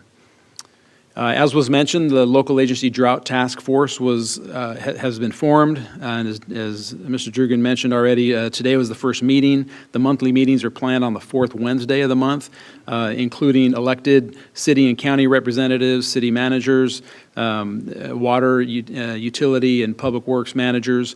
And before we end here tonight, one of the items we want to have council consider a volunteer from the council to participate in those monthly meetings, to be included in the next one coming up at the fourth Wednesday of June. And then lastly, to reiterate, water conservation information is on our city website homepage, citycamarillo.org. Right on the front page under trending topics, water conservation is right there.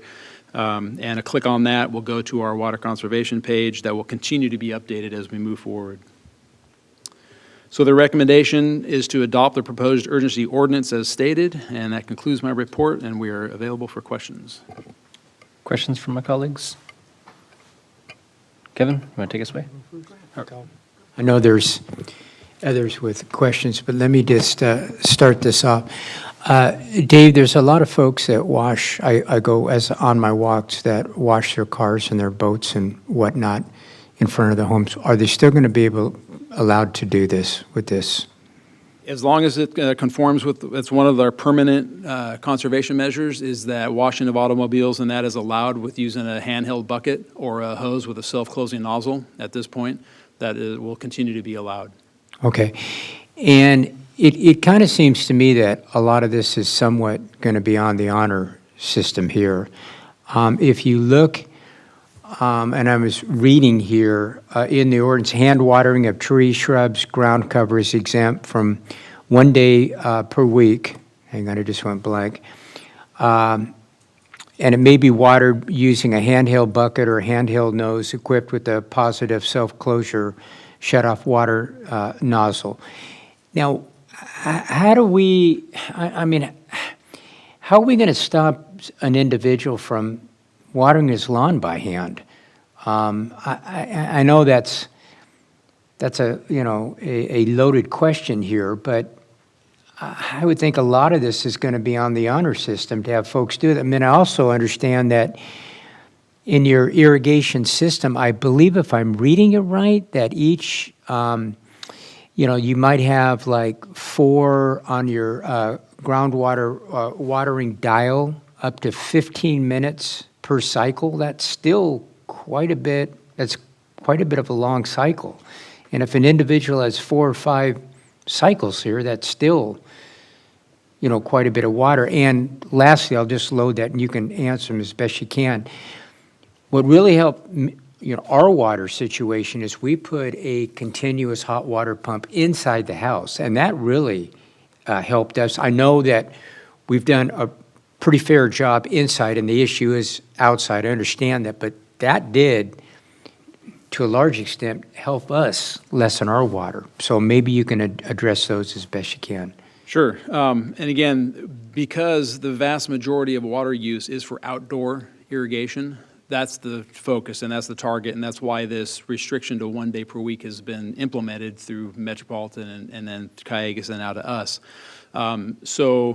You're right, largely reliant on voluntary compliance with that, along with our efforts to monitor and inform and educate and really go after the low-hanging fruit of, through that monitoring and enforcement of seeing irrigation systems. We're going to have our consultant will be out there in nighttime hours and early morning hours And the goal of really having systems that need to be fixed or modified or adjusted, the focus being made on that, and then that are not watering either on the Tuesday or Thursday. And having an informational campaign, an educational, and there'll be notification that there's that they're not complying, and then follow up with any assistance or any that they need with making any adjustments to that or understanding the requirement, the restrictions. So it's really going to, again, definitely heavily reliant on getting the message out there on the need to conserve, and then voluntary compliance. But then we will have the monitoring and enforcement mechanism to drive that point home. And I'm confident we can achieve a lot of conservation when focused on those sprinklers that are going off every day of the week because the clock didn't get reset, or they don't know how to set it, and it's just the landlord sets it, or for whatever reason, and things just aren't running as they should, or there's overspray or broken sprinkler heads gushing out into the street. So that'll be the primary focus. And then you're correct on the restrictions of the 1 day per week. We also did include that restriction of 15 minutes of watering per station per day. So that 1 day of the week, when one station can run for 15 minutes at a time maximum. So restricting that to 1 day a week is still very little water compared to what a system would normally run 2 or 3 or 4 days a week. Even as through the summer months, just the amount of water that's needed to keep those those lawns green. That is the expectation, is that the green lawns will not be able to be maintained at that level of lushness. So the idea is to have enough watering in there to at least maintain the life. And there may be some results of loss of lawn areas. And then to your point of, we included the allowance in there to water trees and shrubs, perennials basically, non-ornamental landscaping as minimally as possible to sustain that life, especially of the trees. Our urban forest canopy is extremely important and valuable. Where there can be measures to be put into place to reduce the amount of water use on those, or adjust the areas being watered from no spray heads on the turf, but possibly on the trees and shrubs to maintain those. That's, we want to allow that also, so there's not significant loss of that valuable tree and shrubs. Can I have just one really quick follow-up, Mr. Mayor? Dave, we have individuals in the city that'll actually go to your house and check out your watering system to make sure that it's functioning correctly. Do we have that program here? Well, we used to. That is available, and again, it's a combination of our drought monitoring and enforcement consultant. Goes around the city and looks for instances and situations that need to be addressed. And we'll follow up with information and assistance with the customer. And then our water service technicians also will assist the customer if there's a need with their water sprinkler timer, or even taking a look at, if there's a high water bill. That's our normal process is to look and see what may be an obvious situation of a leak. Either if it's on the city side, we look to fix that right away, and if it's on the customer side, give them some input and assistance to get theirs fixed also. So again, that real focused effort's going to be on fixing problems that are out there that are causing water waste. And I'm confident that quite a bit of that will be able to be accomplished. Okay. Thank you. Additional questions? Mr. Tremblay? Thanks, Mr. Mayor. Dave, can you go back one slide, please, to the aspects of the ordinance? Yeah, the very last bullet, city manager authorized to implement additional restrictions as required with notification of city council. And I have a lot of confidence in our city manager and a lot of confidence in our staff, but where is that language in the urgency ordinance? Item U on page 3 of 5. Item U on 3 of 5.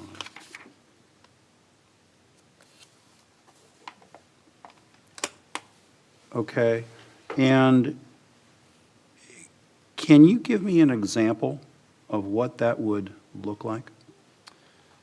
Well, we expect this restriction on watering of non-functional turf or ornamental turf in the commercial, industrial, and institutional areas that the state just put into place. We expect that to be effective June 10th. It needs to go through the Office of Administrative Approval at the state to become eventually effective. So that would be something where we're not going to be back to council at that point, to... So the idea is we'd be notified, but is that subject to review by the city council? I mean, as far as... In other words, I would just get a notice saying, this is what's now happened, but I don't have a chance to review that as a city council member? And/or if appropriate, ratify it? Well, and we will be back to city council to even further adjust our ordinance moving forward, which would include a ratification of that. I guess what I'm suggesting is I understand the need to do that. I understand if there are additional water use restrictions.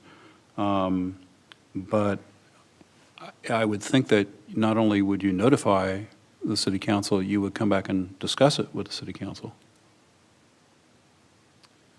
Yeah, that makes sense. I actually suggest that possibly the item U could include not only upon written notification, but then whatever the right legal word is to put in there, ratification by the city council at a future meeting or some language like that. I would feel more comfortable, like I said, I got great confidence in you, great confidence in the city manager, but I would feel more comfortable if we had some limiting language in there that we've got the ability as a city council to review that, review those steps.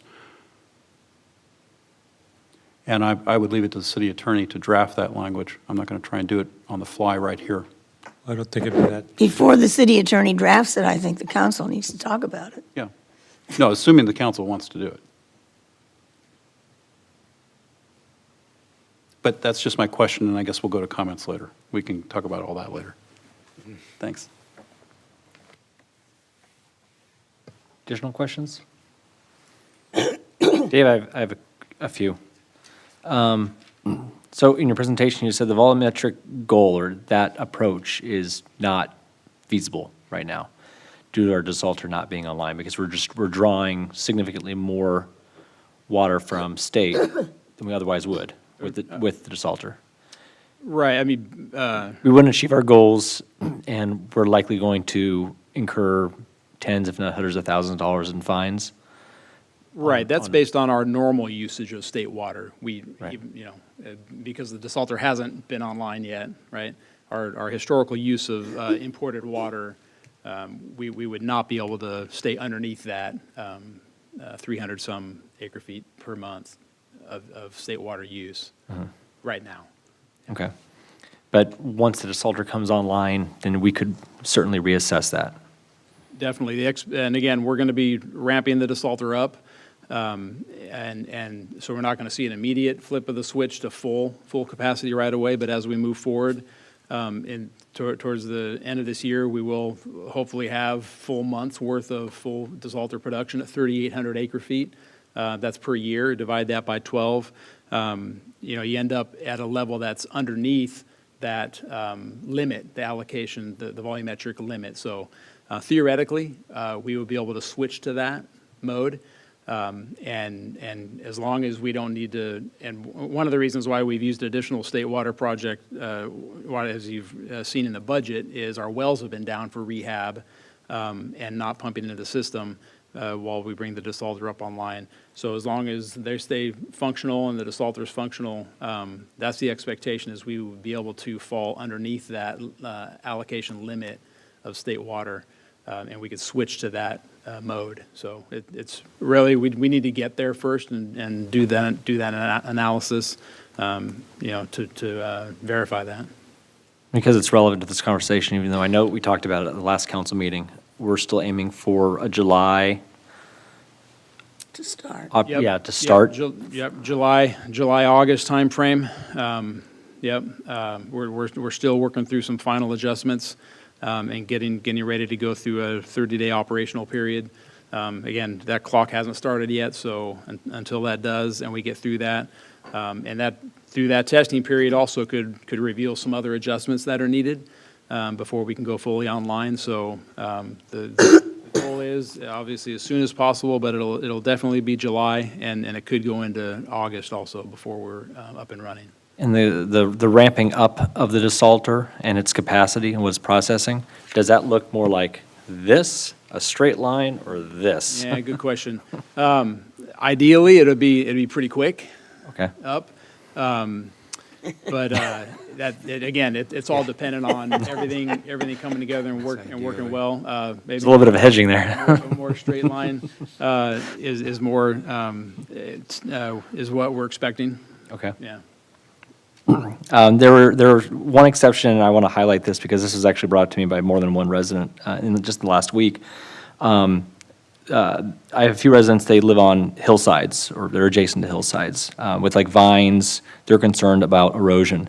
So we have a specific thing in here when it comes to, so for those residents who do live on hillsides where soil erosion and or fire is a particular hazard, they're able to water, even though they may not have drip irrigation, they could have sprinklers. They can still water? So per the ordinance, it's 1 day a week, outdoor watering with anything but a drip irrigation system. So with spray heads on that type of watering is restricted to the 1 day a week as it reads. So again, looking for compliance with that. But then with the obvious need to maintain those other types of landscaping, trees and shrubs and the ground cover for erosion control, those are able to be watered, again, preferably by hose or hand or bucket would be the ideal. Again, with the main emphasis is on reducing that overall water use, right? So if other, and again, the way the Met and Cayugas resolutions were written is a 1 day per week or equivalent amount of watering, right? So within that 1 day a week, if enough watering can be done to maintain the health, it may not be lush and vibrant, and definitely that's where we're discouraging new plantings because that takes additional water. But essentially the message is as much reduction of outdoor watering as possible and minimizing where possible to maintain the health of those plants.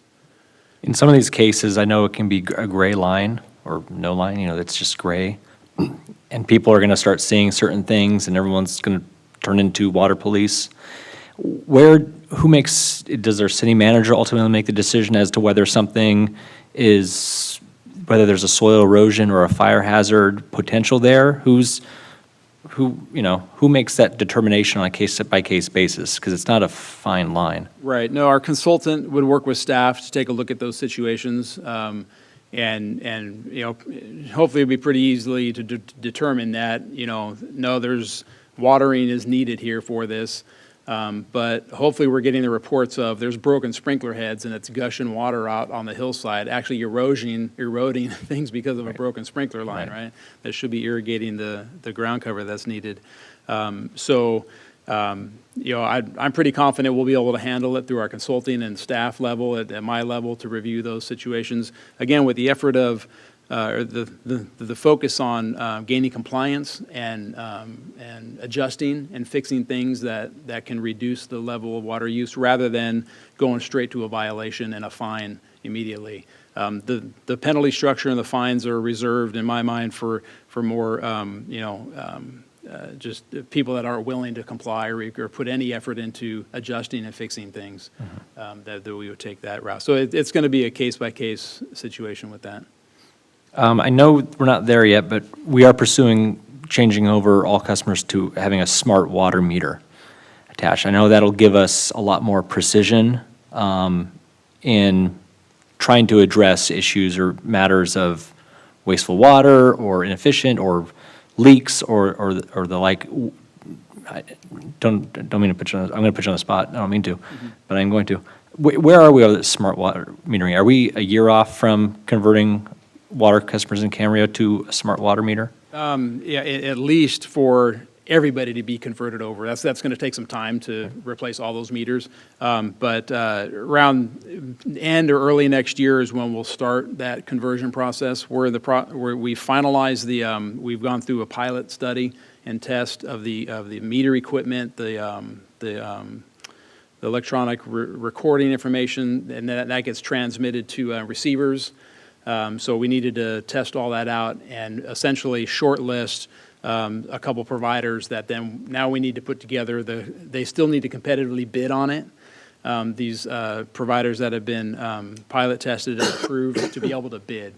So basically we did kind of a pre-qualification, if you will, of bidders. And now we're putting together, or the next step is to put together that bid package to get out for them to bid on. And the goal is to have that done by the end of this year so that we can have somebody in contracts in place by early next year and then start the rollout of meter conversions. Okay. The last one's, I guess, it's a recommendation or kind of a comment, but followed up with a question. When it comes to communication, we talked about how we'll do everything we can to communicate to residents, businesses, everyone we can within our district about the need to conserve. But I hear less, and this is true with a lot of other literature I see. People are not explicitly told oftentimes how to conserve. But usually they're just given a link. Oh, go to this. Most people don't spend the time to go to the link. They're not going to type that into their browser and go. Usually it needs to be put right in front of them. Here's A, B, C. Here are the three most effective and ways to where you can most efficiently use your water or reduce your use.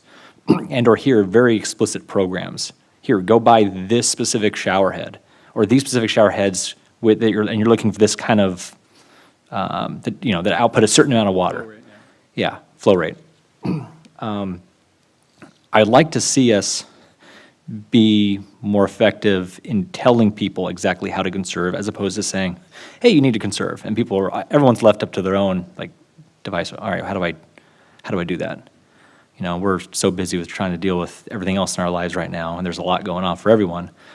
But where we can help people and not tell them to go to another source or, look this up or look that up, but explicitly tell them how to most effectively conserve. That would be really helpful. And to that end, can you go over really quick, what are the resources we as a city are putting behind, aside from just literature, what can we more effectively do to, and Kevin brought up one topic, and the fact that in the past we have had a resource where someone would go out to your home and they wouldn't say, this is a really inefficient toilet, this shower head just uses way too much water, you can change this, here's a resource for, you should rip this out, or here's a resource to where you can get a rebate for converting your grass to something more drought tolerant. Right, yeah, and that program is still currently in place, and that'll be exactly part of the communication specifically to these programs are in place and available for rebates for high efficiency water appliances.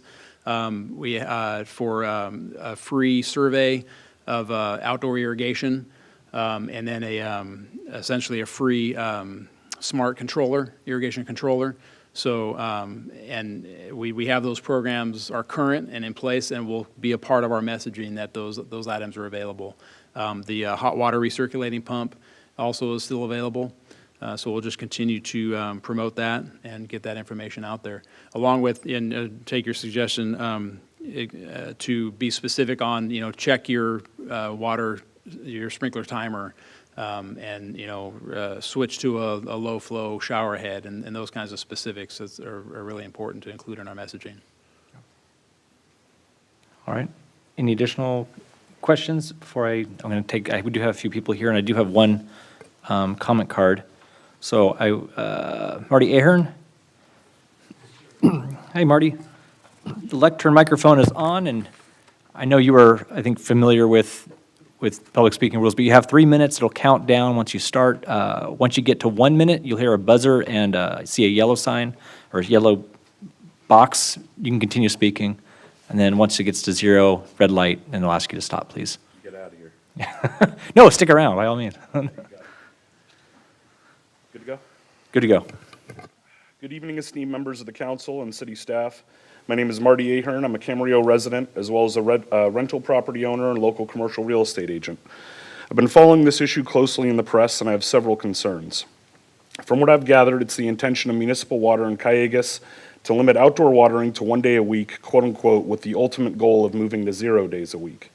More alarming is that according to the agenda, the staff recommendation is for us to go along with their restriction despite the fact they only supply 40% of our water. Why would the restriction be implemented across the board as opposed to on a pro rata basis according to what proportion of our water they supply? I took the time to look back at old news articles from around the year 2000 when the desalter project was really beginning to gain support.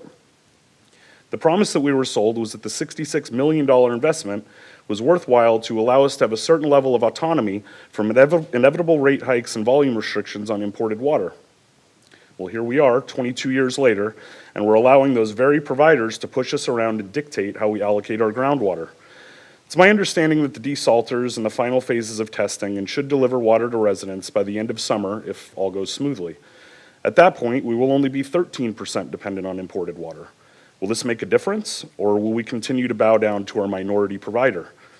This is the time that the residents of Camarillo are holding great faith in the members of the council to hold true to the city's promises and protect the property values of its residents as well as our $66 million investment. That being said, Mr. Molche, you have my contact information. I'd be more than happy to volunteer my time to help evaluate numbers and see what our options truly are. I would not be surprised if once the desalter is online, we could perhaps move to 2 days of outdoor watering a week, which would allow for grass to be sustained. And with adjustments to increase efficiency, we could potentially gain 100% independence from state water. However, until that time, I think a pro rata reduction seems to be the only logical solution. Now, when it comes to that reduction, I think there's some hypocrisy that needs to be addressed regarding the exemptions. Obviously, it was with great relief that I read that schools are exempt, but my issue is that residents' yards are deemed non-functional turf, while parks have an exemption due to being labeled as functional turf. As I mentioned earlier, I own residential rental units in town, and I can assure you that my tenants' children would certainly consider their yards to be functional. Not all families have the means to take their children to the park every day, and depriving them of their play area at home would be a real shame. Personally, I live in a condominium complex that's only 8 units to the acre. I bought my home where I did because of fond memories of running and playing in the grass, climbing trees, and enjoying the open space. Is that open space any different than a park other than who owns it? I can imagine residents will not be very pleased to drive by lush green city properties and Parks and Recs properties while their front yards turn into a desert wasteland. I'm willing to volunteer as much time and energy as it takes to work together with the city to come up with a drought-conscious solution that leverages our unique water sources to preserve Camarillo's open space. Thank you, Marty.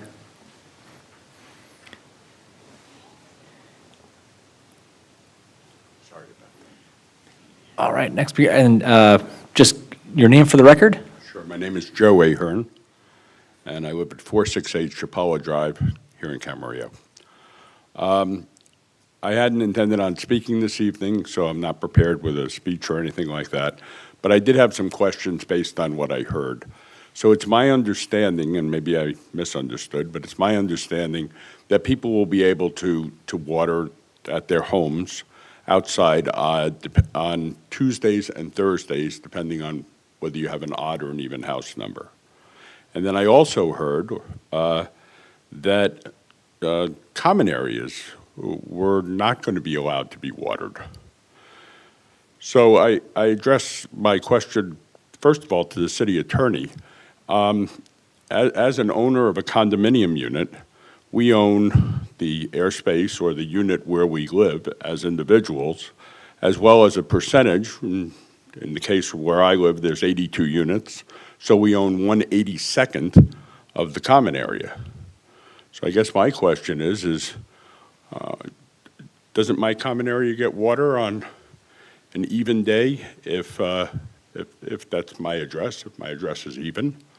It seems that people that are living in single-family homes, from a demographic standpoint, are usually paying more for their units, and so I wouldn't want to see any economic bias in the ordinance based on the fact that people that are living in apartments or in condominiums can't afford the same privilege of watering their area as people that have single-family homes. I know the people in Leisure Village aren't going to appreciate not having the green belts watered. Thank you. That's all I have to say. Thank you very much. Any additional public speakers? Going once, going twice? All right, at this time, we're going to turn it back to council for any additional questions and/or discussion, comments. I have a question based on what Absolutely. Mr. Joe Ahern said. Mr. Colosso, could you address the common areas in condo or apartment or whatever units? He asked a question. I think he made a statement, but Right, it was yeah. in the form No, of it's a question. Excellent question. And I mean, some of it was going to come down to the individual situation on who is responsible for irrigating, whose meter is irrigating that open space.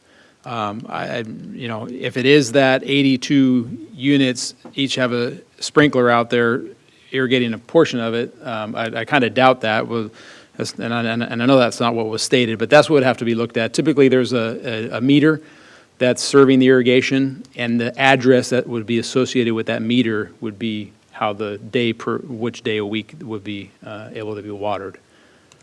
I guess, let me further the question, because I think Mr. Ahern understood that the common areas could not be watered at all.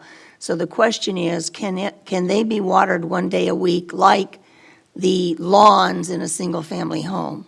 Right, so, and what the total prohibition on outdoor watering of non-functional or ornamental turf is for the commercial, industrial, institutional, and then HOA common areas that are not functional turf. So it depends on what if it's border grass ornamental out in front of a condominium complex, that would fall under the restriction of no watering at all, not even one day a week. If it's area within the condo complex that's used and could be determined to be functional, if it's a play area, then that could fall under the 1 day a week allowance of watering. Thank you. Ms. Santangelo? I had some questions about enforcing it. I don't know what was going on during other restrictions, and from this perspective, and from the city staff perspective. So how were things like this in the past enforced, and what is it looking like for this time? Right, so we have utilized a water conservation consultant, for lack of a better term, to monitor, and essentially, and it's pretty limited effort at this point, but several hours a week, actually driving the streets of our service area, and typically early morning, early evening, not real late hours at this point, but we're going to expand that to essentially drive the streets of our water service area, looking for noncompliance with the day of week watering, and then especially where water's being wasted that could be fixed, that could be changed to reduce the water waste. So it's actually boots on the ground out there. There will also obviously be reporting, which we already get. We get that on a regular basis. Not, it ebbs and flows. But residents reporting water waste, and our staff will follow up on that. Our consultant will follow up on that. And again, with the effort or approach of gaining compliance, both out of an understanding of what the regulation, and they may not have heard about it, right? So it's an informational, educational approach, and then taking a look at what the situation is and what could be done to fix what's happening to reduce the amount of use. Mr. Kildee? Yeah, Dave, can we circle back just a little bit on that non-functional? Now, if you drive around town and you see some condominium facilities and some townhomes that do have some sort of shrubbery, whether it be a lawn or whatever, I got to assume that they're irrigating and watering it now. So why would we not want to allow them in that particular situation, and maybe we don't need to address this tonight, but why would we not want to allow that particular situation? We'd have to do some investigation to cut that back to the 1 day a week like all the rest of us are. And that would give them that, let's say they're watering it 2 to 3 times. They go down to 1 time. That would cut that back to what we're trying to get is the 20% and hopefully the 30% cutback on that. It would just seem like that might be something at some particular point might want to try to address that. Yeah, the challenge is we are under what the State Water Resources Control Board just adopted yesterday, was prohibiting any irrigation of non-functional turf at commercial, industrial, and institutional areas, and that includes HOA, commons, open space, and street medians. Off the top of my head, I can't think of anywhere we may have a private HOA-controlled street median that has grass in it. I can't pull that off my head right now, but it may be out there. But anyway, we're faced with a restriction that's been handed down by the state that we really have no choice other than to require that and then enforce that. So maybe within that realm, I understand that, but hopefully as the desalter comes on board, maybe we can address certain situations like that potentially. That's the other challenge is we have a mix of state requirements that's this prohibition of that watering of non-functional or ornamental turf. That's separate from this ability to go to the volumetric allocation and get in with our reduction in state water use. And get off of the 1 day per week because of that. So that's the challenge is we have these other restriction prohibitions set by basically from the governor to the State Water Resources Control Board that is statewide. This 1 day a week watering that came from Metropolitan and Cayugas is specific to the users of imported state water project water, right, coming from the Bay Delta.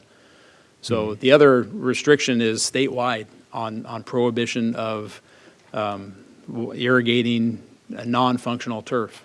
The one thing I will say on that is because you end up having a mix where those irrigation systems are also watering trees and other perennial and shrubs, that's not the goal. The goal is to reduce the amount of water that's going on green grass that isn't serving any other purpose than looking nice and being green. It has no functional use. And that's the focus. So that's going to be another part of the messaging and the effort is take a look at your system if there can be some way to split things up and still irrigate the areas that have trees because we do not want to lose the urban forest of our trees or the other ground cover or shrubs and eliminate the watering specifically of that ornamental turf. So it's a challenge. We're basically stuck with what the state has now prohibited. Village at the Park, Village Commons, and Village of the Park Drive both have medians.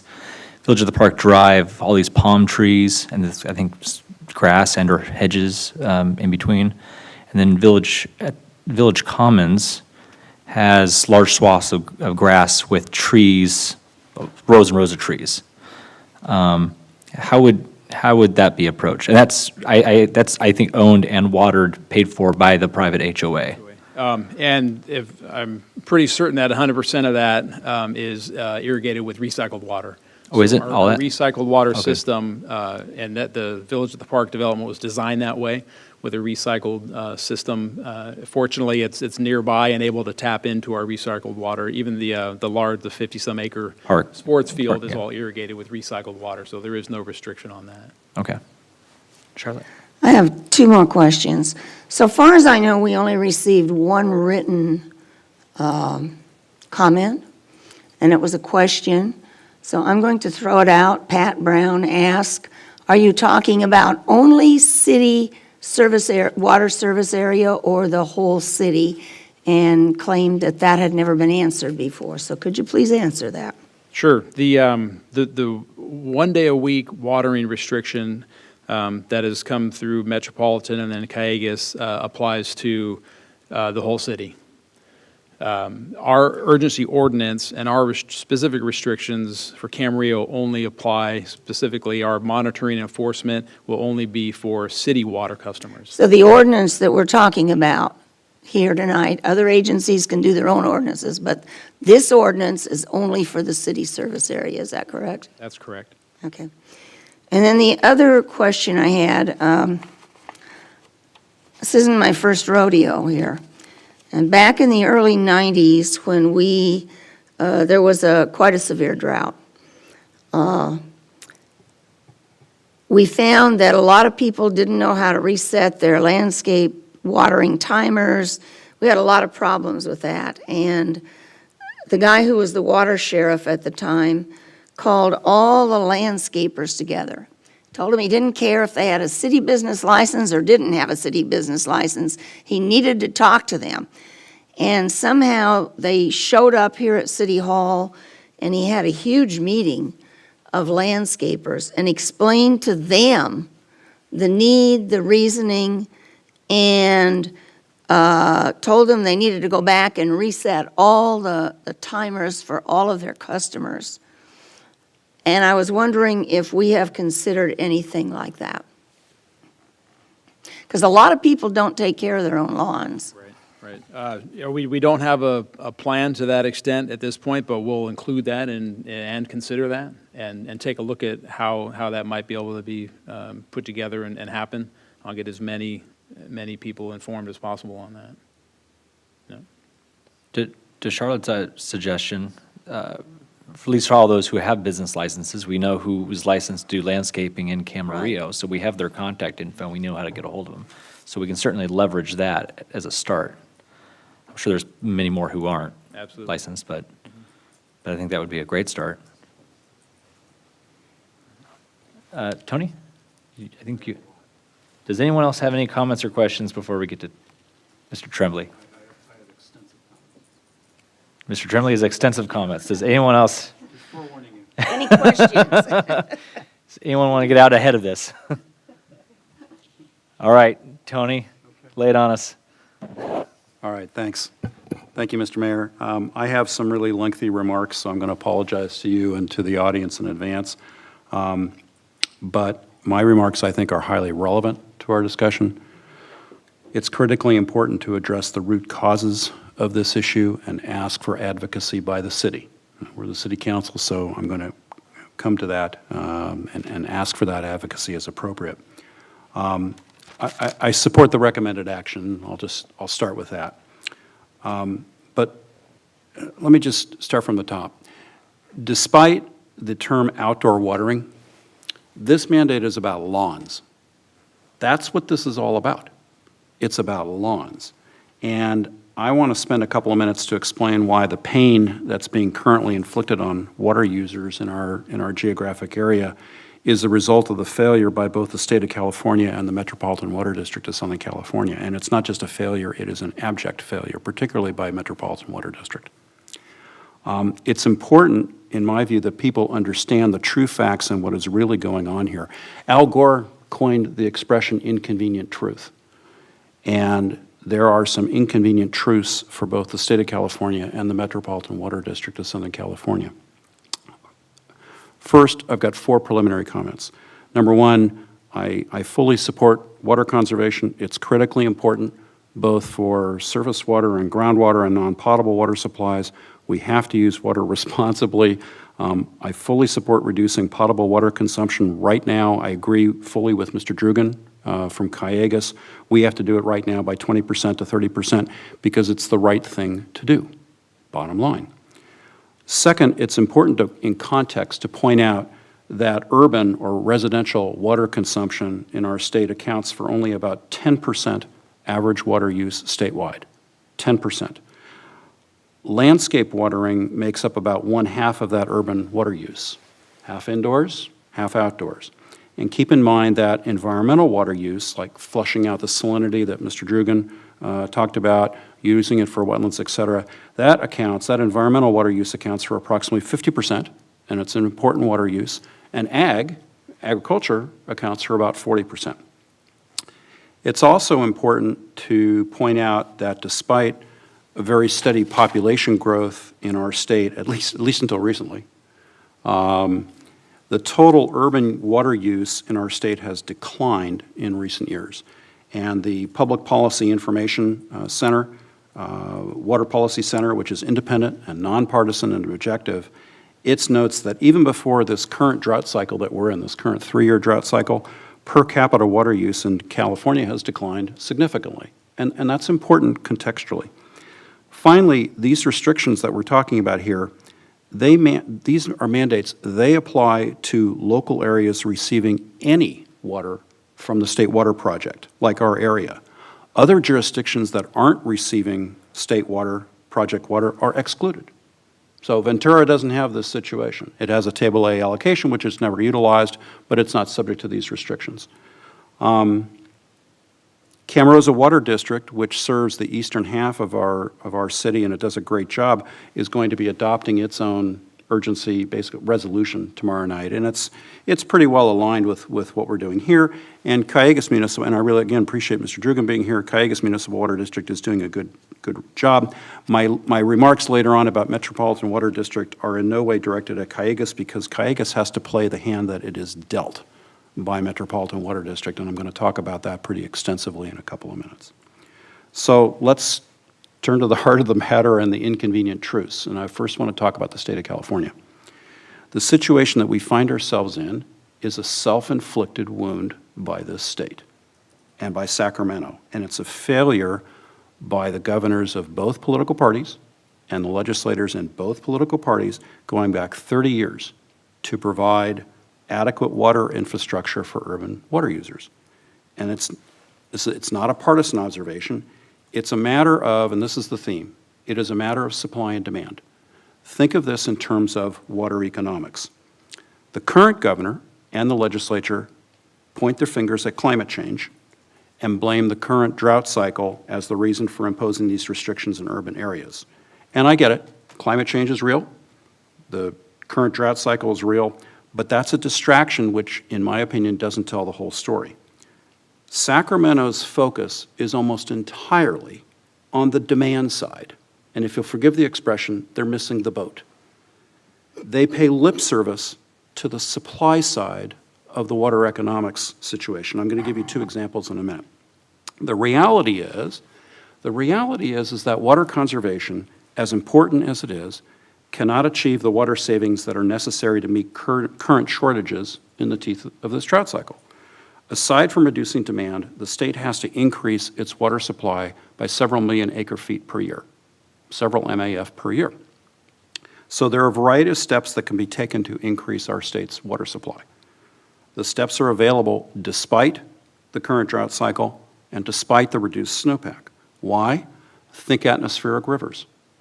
Because our state receives so many flashy storms when a great deal of rainfall comes down, and we are not always in drought cycles, what do we do with that abundance? We don't capture it, unfortunately, to a substantial extent. California has failed miserably on the supply side, and I'll give you 2 examples. Number 1, water experts for decades have advocated that the state build additional water storage facilities. And in 2014, the voters approved Proposition 1, which allocated $7.1 billion for water projects, including $2.7 billion specifically for water storage projects. And we voters, we approved even more bond funds in 2018. So that same year, the California Water Commission, they're all appointed by the governor, there are 9 members, they determined in 2018 that 8 projects in the state would collectively boost California's water storage capacity by 2.77 million acre-feet per year. And they would receive what are called maximum conditional eligibility determinations. It's a really fancy way of saying, we're going to give you money. We're planning on giving you money. You got to get through the process first. Out of those 8 projects, 1 project has withdrawn, and that leaves 7 left. So I'm going to ask you, how many projects do you think of those 7 projects have been built? Anybody got it? 0. Zip have been built. all of the projects are bogged down in bureaucratic red tape and environmental red tape. If you go look at and I'm not making this up, go look at the California Water Commission website, cwc.ca.gov. Now, to Metropolitan's credit, in the late 1990s, they saw this coming, and they built the Diamond Valley storage facility in the late 1990s, and that's helping somewhat, although I'm going to talk about Met in a minute and its failures, in my opinion. And I have the list of the projects. None of them have been built.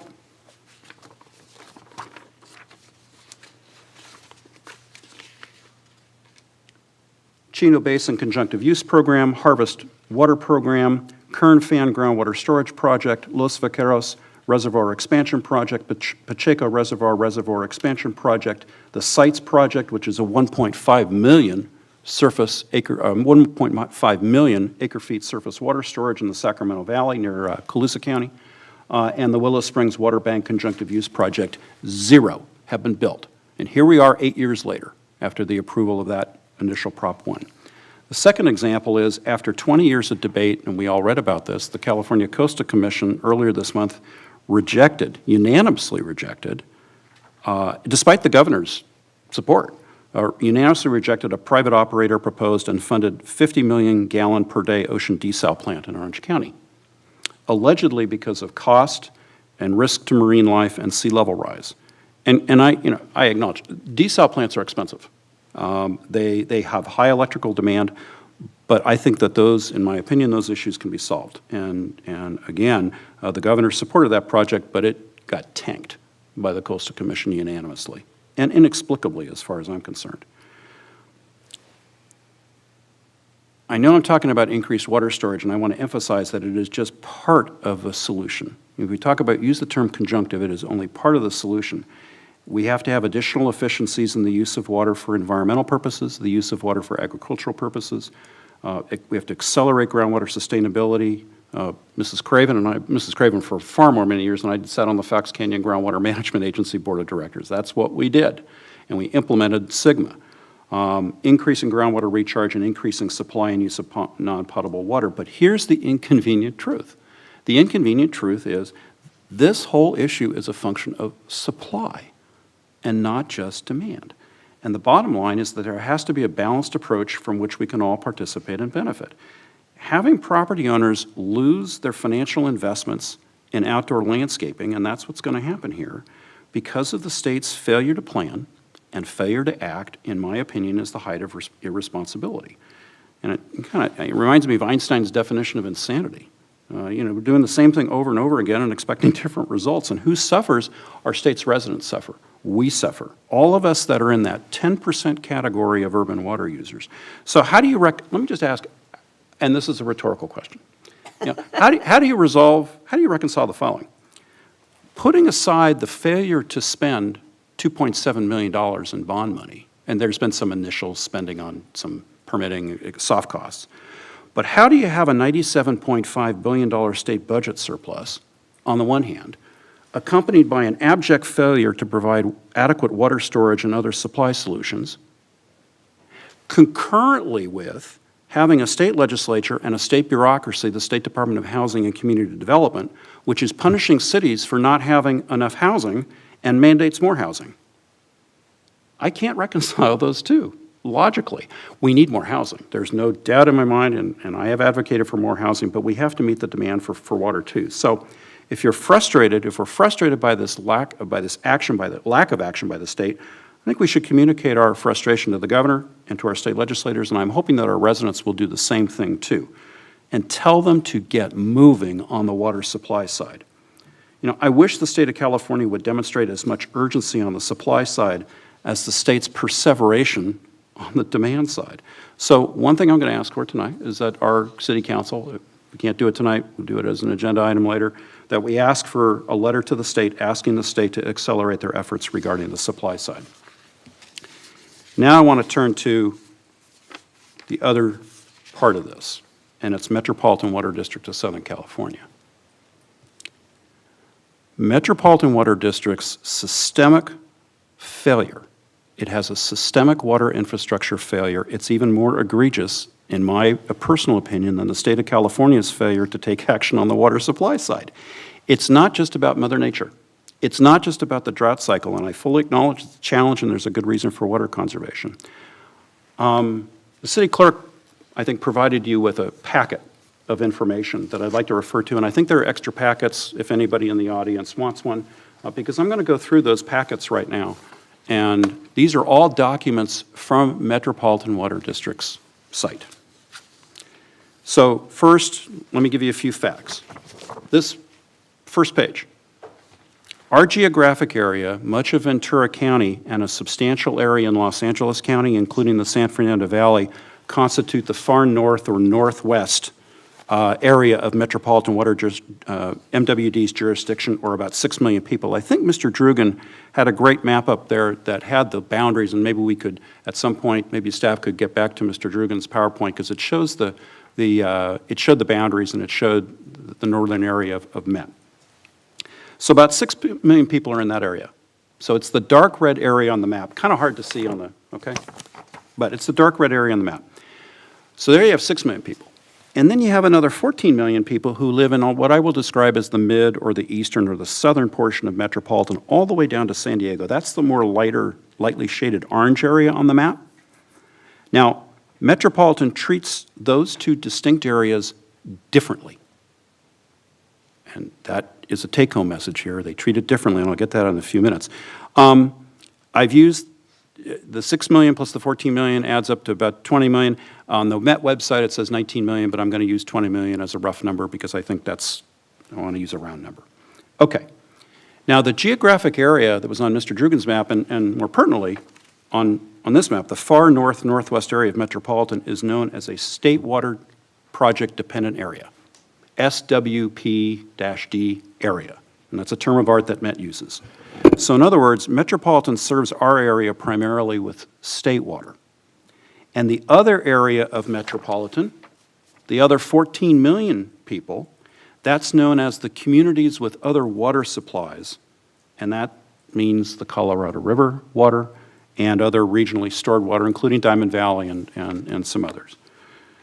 Thirdly, the roughly 6 million water ratepayers in our geographic area, Ventura County, San Fernando Valley, our area, that's all of us, have for decades paid to Metropolitan Water District the same base acre-foot water rates. I'll call it the full boat, forgive the expression, the same base acre-foot water rates as the roughly 14 million ratepayers in the other part of Metropolitan. In other words, the base rate per acre-foot of water charged by Metropolitan to its member agencies, all of them, is the same, regardless of whether the water agency is located in a state water project dependent area or not. The local retailer rates may vary. City of Camarillo has a retailer rate. Camarosa Water District, which is responsible in the eastern part of the city, has a rate. Callegas has its own rates. There are capacity. There's a bunch of rates, but I'm talking here about the base rate that is paid to Metropolitan. The price, even if the local retailer rates vary, the price that Metropolitan charges, including the base rate capacity charges and the readiness to serve charges, is the same to everyone. And that's a really important take-home message. The bottom line is all of Metropolitan's ratepayers, 20 million of us, have made a similar and have made a massive investment for several decades in water infrastructure, including, for example, Metropolitan's Diamond Valley Lake Storage Facility, which is they used a lot of foresight. I give them credit for that. Okay. If you go to the second page, this is known as Metropolitan Water District's Wisdom Storage Detail. Well, that's the acronym. It stands for Water Surplus and Drought Management Plan, but water professionals use the term Wisdom. So you look down at the bottom of that report. This is on page 2, and it's dated April 12 of 2022. And as of last month,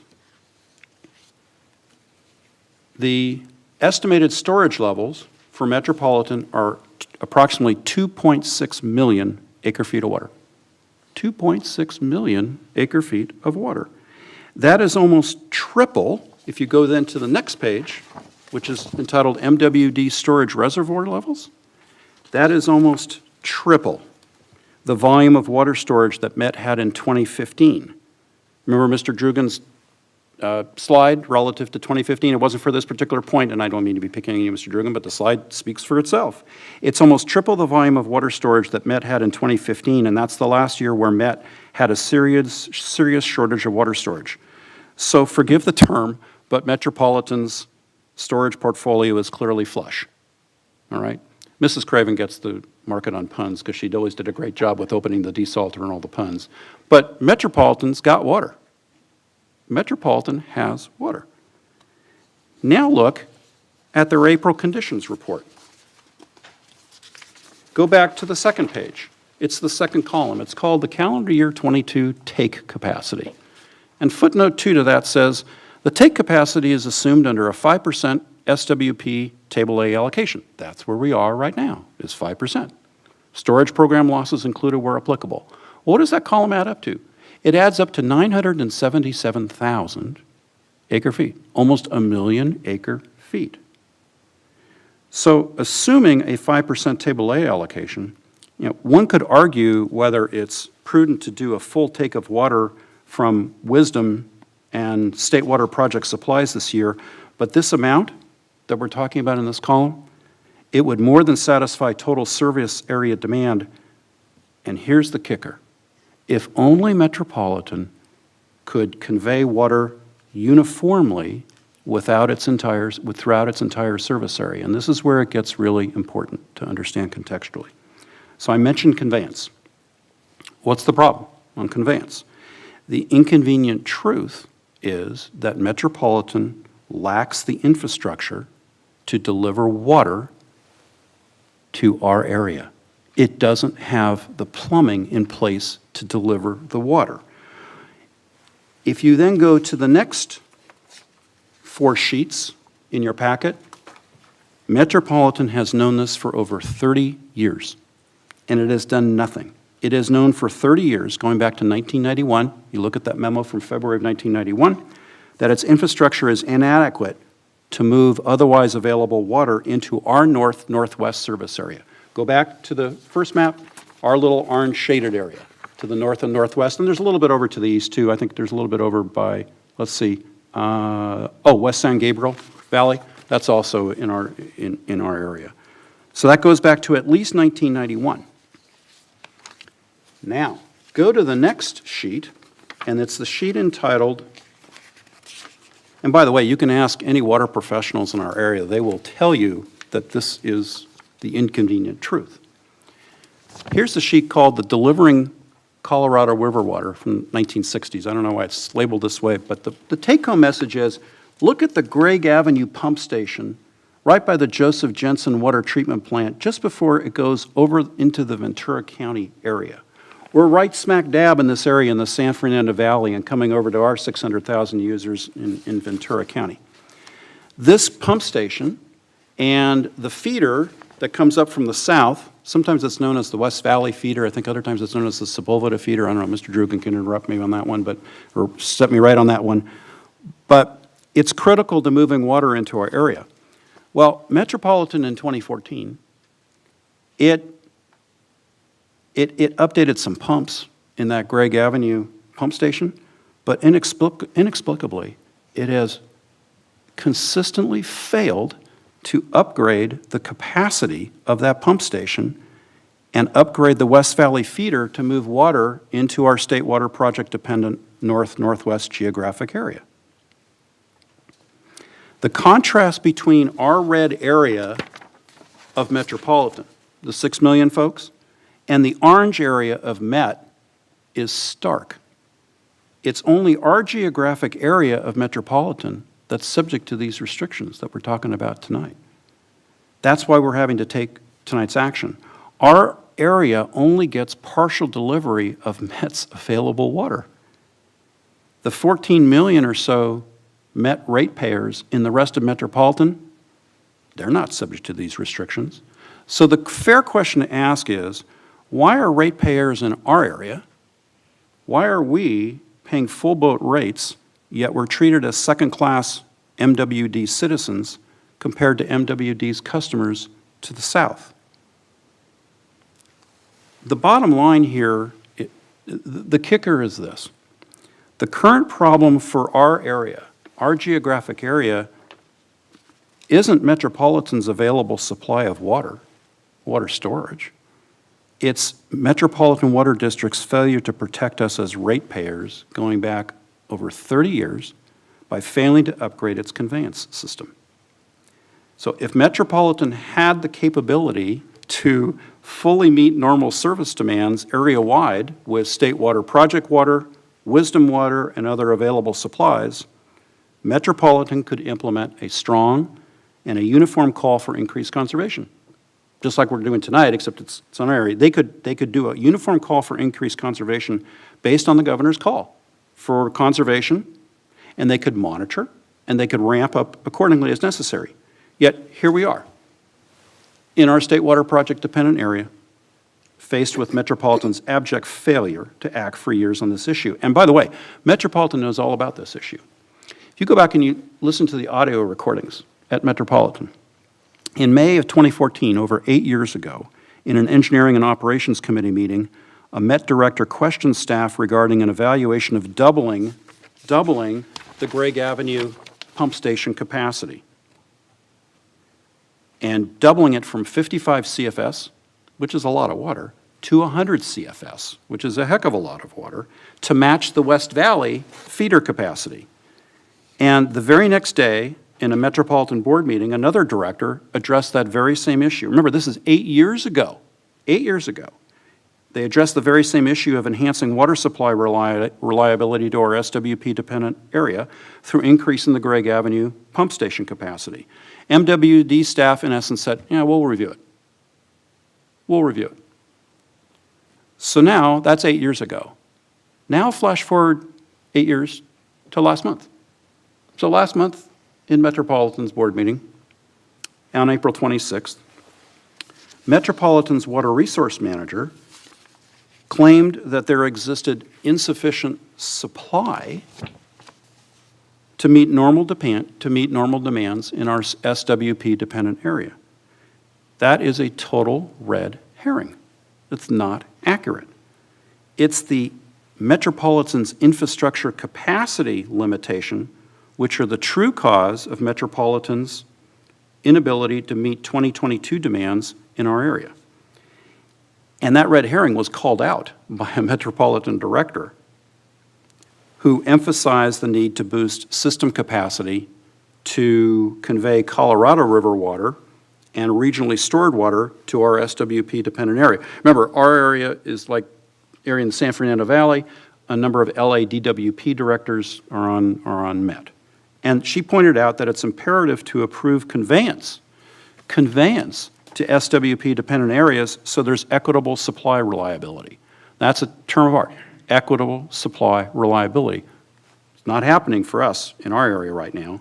She correctly pointed out that all of us have invested in Metropolitan Water District's water storage and storage and facilities, but we don't all have access to the water that is in dry year storage. We don't. It's there. It's 2.6 million acre feet with almost 1 million acre feet of take ready to go. And this is Metropolitan's own documents.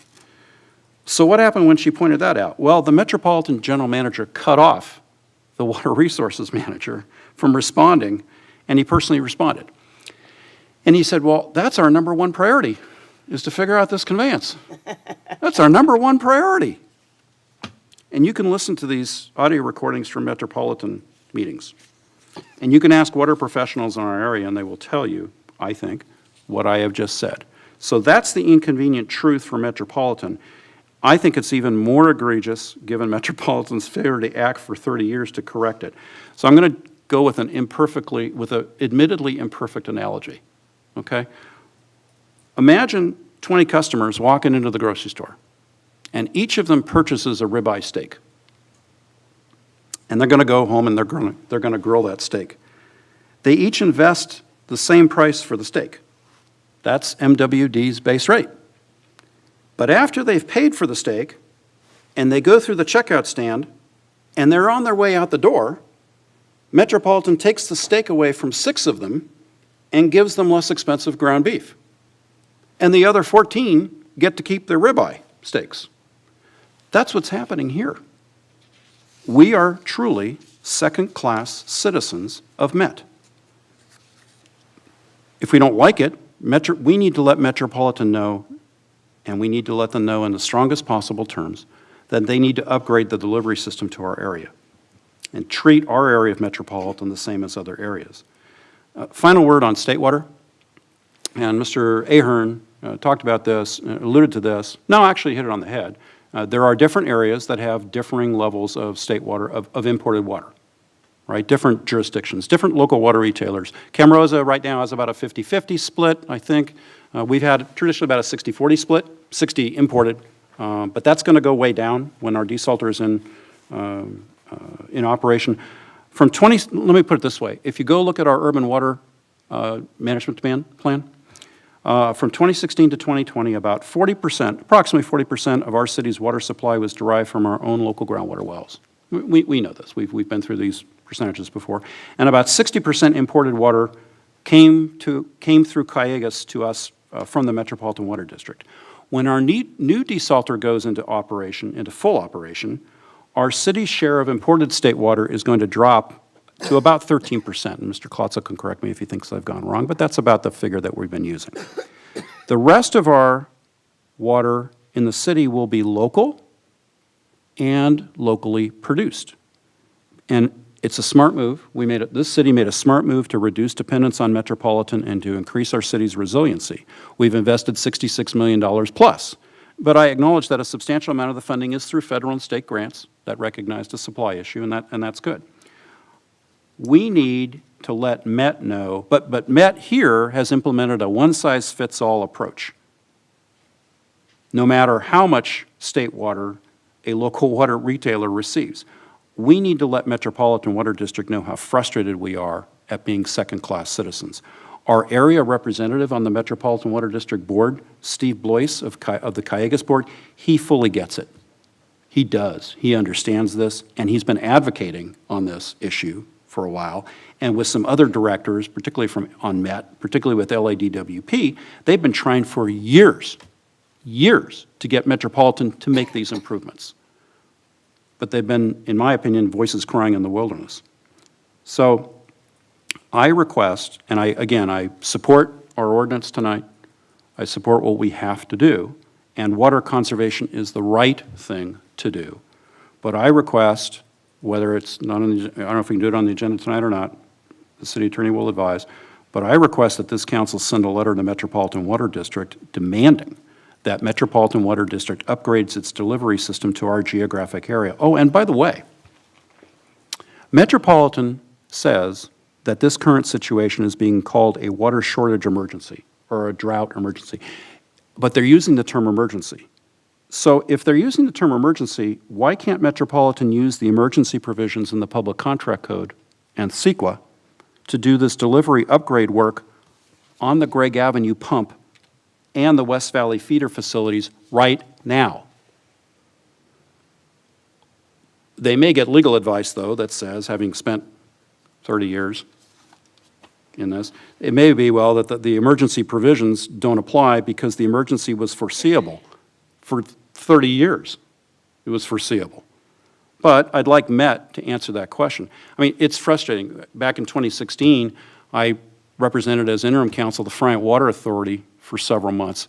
And that 1 week before I got there, the Federal Bureau of Reclamation through the Central Valley Project, so I'm going to go to acronyms, said this is your allocation for this year, Friant, 0%.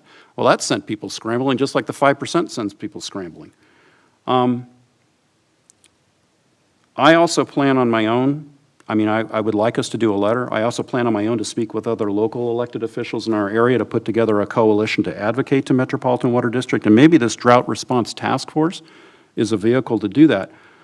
But I would ask that we consider, as another action, sending a very strongly worded letter to Met, indicating what I've indicated. And again, you can ask water professionals in our area. They will concur, I believe, with what I have just said. It's all backed, it's all evidence-based, it's all backed up, it's on Metropolitan's own website, it's in their own documents, but they don't talk about it.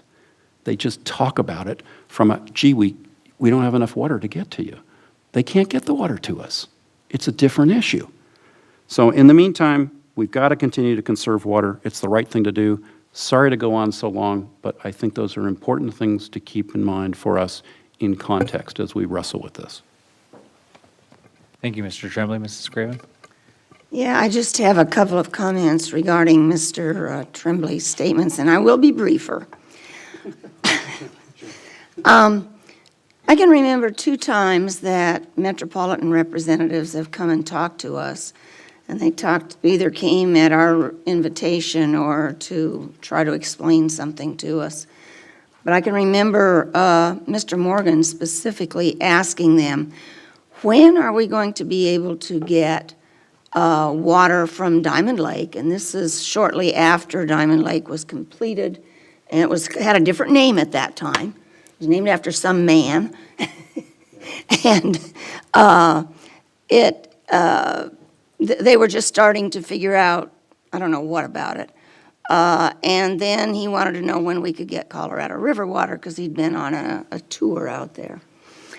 And both times, they very carefully explained to us that we would not get water from there, but they would always shift the water that was going to go to the rest from the State Water Project over our way to make up for it. Well, now that they're not getting state water, they can't do that. So their backup plan just plain didn't work. So I agree wholeheartedly with what you said. I think that we need to write a letter, whether it's tonight or have a letter come to us to be sent, or just direct the city manager to do it. I think we need to send copies to the cities of Thousand Oaks, Simi, Moore Park, and Oxnard, as well as the water districts around that get water from Metropolitan, and try to get everybody on board, or do one letter and try to get them all to sign it. But I can tell you from experience, that's really hard. So at any rate, to get down to the ordinance that we're really talking about tonight, the city has traditionally had stringent measures during times of drought. We've specifically laid out what our residents should do. We told them what to do, so they knew what to do, and by and large, they did it. We've successfully reduced our water consumption, and we kept it down. If I remember right, by the year 1999, we still had not gone back to the level of water that we had used per household in 1990. And that was quite a time after the early 90s drought. So our residents do respond to what we ask them to do, as long as we tell them how we want them to get there and how to do it. I am glad to hear that what they call, they can come up with the darndest terms, functional, what's it called? Turf, functional turf. Would anybody in the world ever figure out what functional turf is? I'm glad to see that parks and recreation facilities are exempt, and that they can keep their turf so that it's going to continue. That was not done in the 90s, although I attended several regional seminars on water conservation, what needed to be done. They had all kinds of people at those seminars. They told us that people need, they need to get out, they need to play. It's the same concern that we've heard more recently about COVID. With COVID, you had to be masked, you couldn't go out, you had to be 6 feet distant. People couldn't be around other people. It was the same thing. During the early 90s, during that drought, there was no place to go. Not just our park, but all the parks lost all their turf because, and then people didn't want to go there. They didn't want to play on dust. So I believe that this exemption was something that was well thought out, and I recognize the need for people to be able to go and recreate wherever they can go. If they can't play in their own yards, then they still will have some place to go. And we do have parks in the city of Camarillo for them.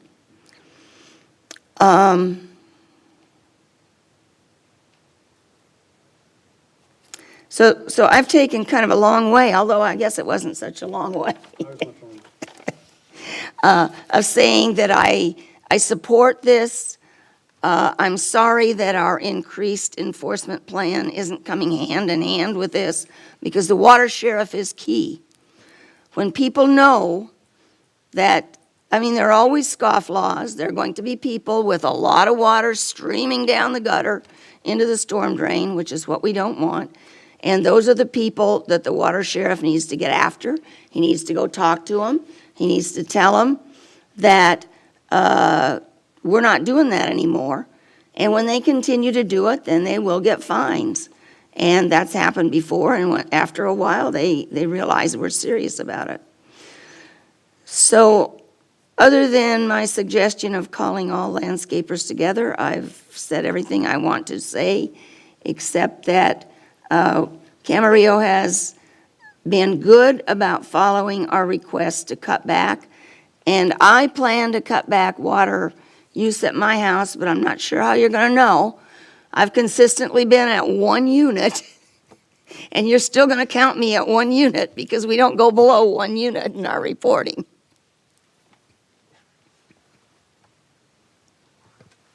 So I'm challenging all of you. I'm reducing my water usage. Okay, and you're not even in the city's water district. I'm in Camarosa, but still, nonetheless.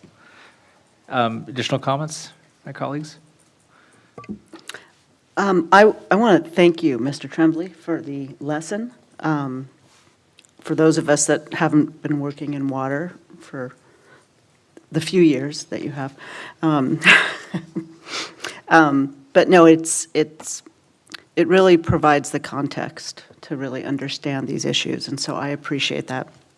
That being said, where we are is where we are today, and I too favor water conservation, and I too have been conserving, but it's just me at home, so I don't think I use much water anyway, but I agree with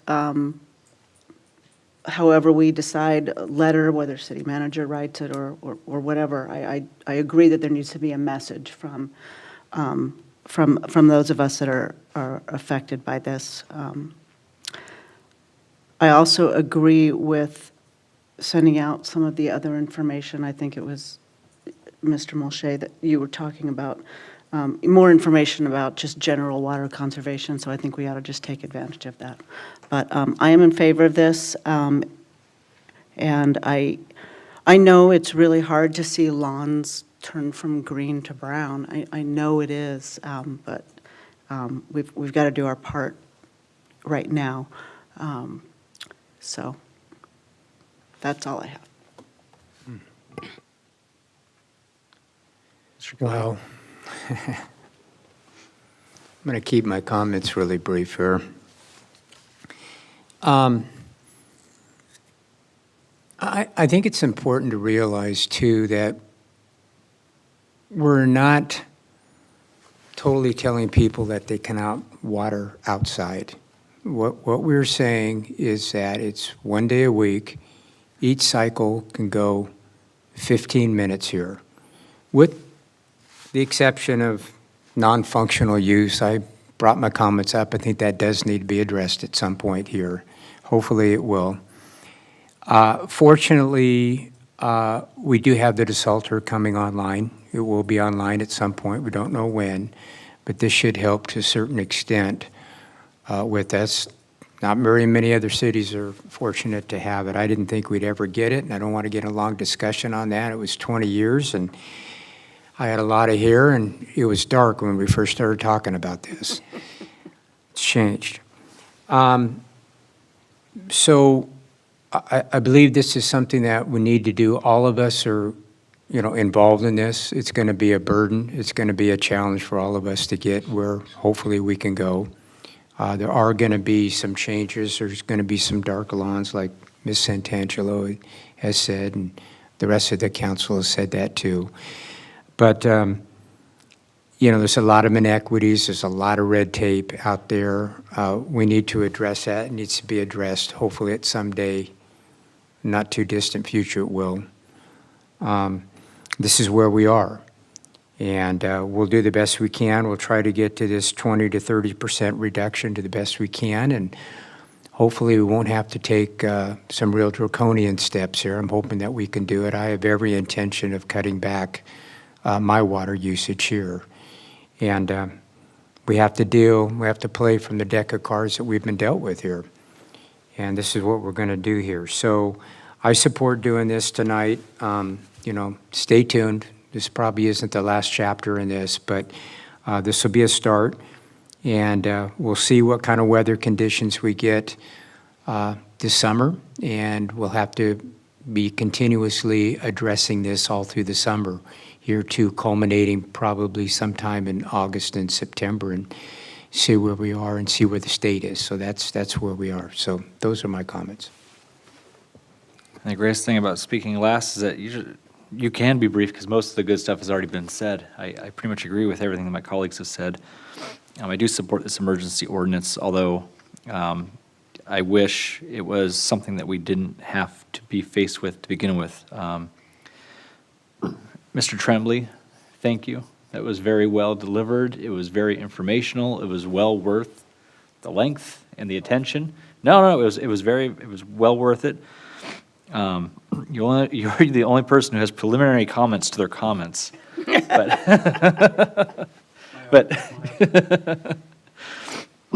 that was, oftentimes we're too focused on trying, like you kind of already laid it out.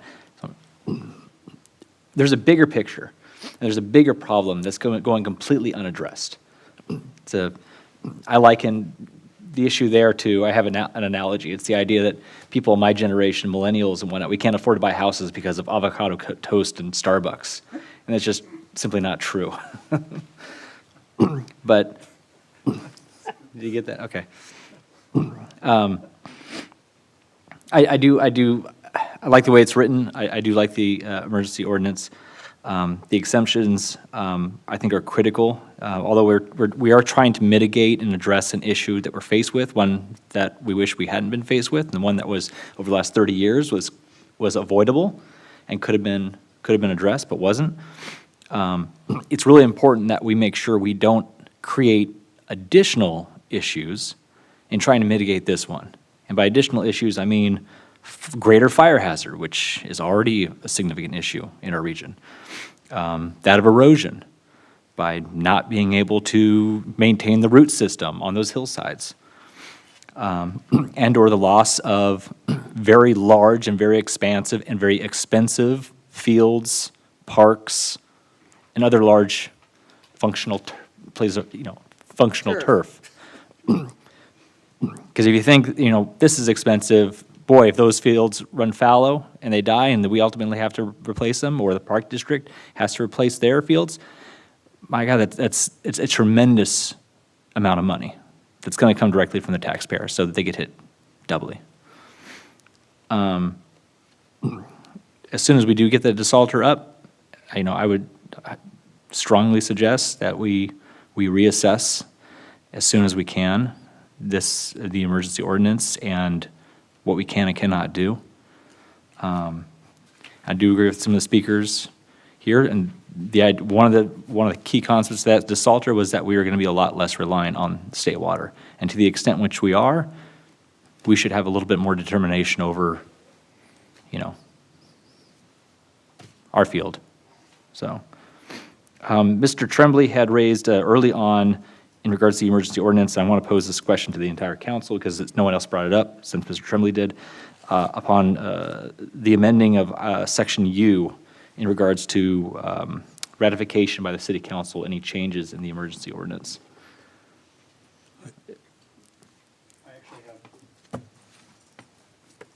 I have some suggested language on that. Would it be appropriate to offer that? If you want to suggest it, and then we can talk. What I would suggest is we go to item U and we add the following sentence: "Such action is subject to review and ratification by the city council in its discretion." And it's discretion regarding timing or what? I don't understand. It would be subject to our discretion as to whether or not to review it or ratify it. Well, then it's got to be on the agenda to review before we can, It has to be on the, it Show has to our be placed on the discussion. agenda. Well, what I anticipate would happen is the notice would go to the city council, and then it would be placed on an agenda, or we ask that it be placed on, I mean, I just, and again, I've got great confidence in the city manager and the public works director. It's just that, we got more mandates coming down. Conceivably, what you says is, hey, we think there are going to be additional water use restrictions, and if those require additional water conservation measures, the city manager is authorized to implement those requirements. I'd like to be able to at least talk, we're going to get notice of it, but I'd like to be able to at least talk about it. So, anyway, my thought was that we add a sentence to say we could review it. Mr. Purick may have better language than I do. I haven't had much time to rough it out because I've been talking about other things. Yeah, I don't know that I want to compare language, but I'll just give you what I've got, and you can draw your own conclusions. It's very similar to what you have. The sentence that I would add at the end of section U would be, the city manager shall submit any additional water conservation measures to the city council for ratification in its discretion at its first meeting after the notification. And I can type that up and send it to the city clerk. Mrs. Craven? I liken this because it's all related to the emergency or urgency ordinance, which would expire and then you can renew it. But it's still an urgency ordinance and not a permanent one. I liken it to the COVID restrictions. And every time a new thing came down from the county and the state, we had given our city manager authority to simply implement it, or whatever the terminology is in item U. And none of us at that time asked that all those things come to us for approval. I just think this is not going to be that long of a term if it's coming to us from the state or metropolitan, that in order to continue to receive our water or not have excessive fines, I don't see any need to have it come to us. You want to respond, Mr. Tremblay? Yeah, I guess my response is I really have a lack of confidence in the state of California and the Metropolitan Water District of Southern California, and I'd like the chance to review it. So I think we should have that. I think we should have that chance to review it. It may well be that we're not going to do anything about it. It may well be that we're stuck. I don't know, Mrs. Craven, whether this is short-term or whether this is going to be going into, the next calendar year. It's hard to know. So I'm not convinced this is for a short time only. And we don't know where this drought cycle is going either. And we definitely don't have the infrastructure to get water to us from that. So this may be going on a while. So that's why I would favor at least having Well, that. COVID went on for 2 years. That's true. Mrs. Santangelo? If it gets placed on the agenda in the consent calendar, then We don't need we it. only have to pull it if, I'm fine with that. yeah.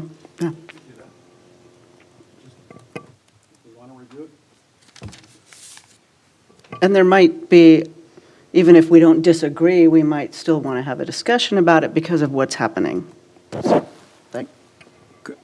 Can I, yes. Yes, I agree. We may want to just at least have a discussion about it. So, and I'm fully in support of this. I'm fully in support of this ordinance. I'm ready to approve it if I don't have this language, but I would feel more comfortable if we had this language. So, I'm probably shooting myself in the foot, but I would like to add this language to the ordinance. Mr. Kildee? I mean, what are we going to do with that? What are we going to do about it? I mean, I guess what we do, if we don't like what Metropolitan's going to do, is we just don't buy water from them. I guess we can do that. But what are we going to review? We're going to review something that comes down from the state of California and Metropolitan. That's fine, we can redo it.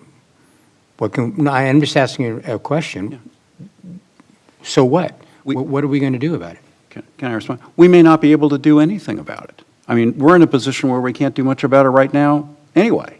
And by the way, we're locked into either a 20-year or a 30-year LRP agreement with Callejas and Metropolitan.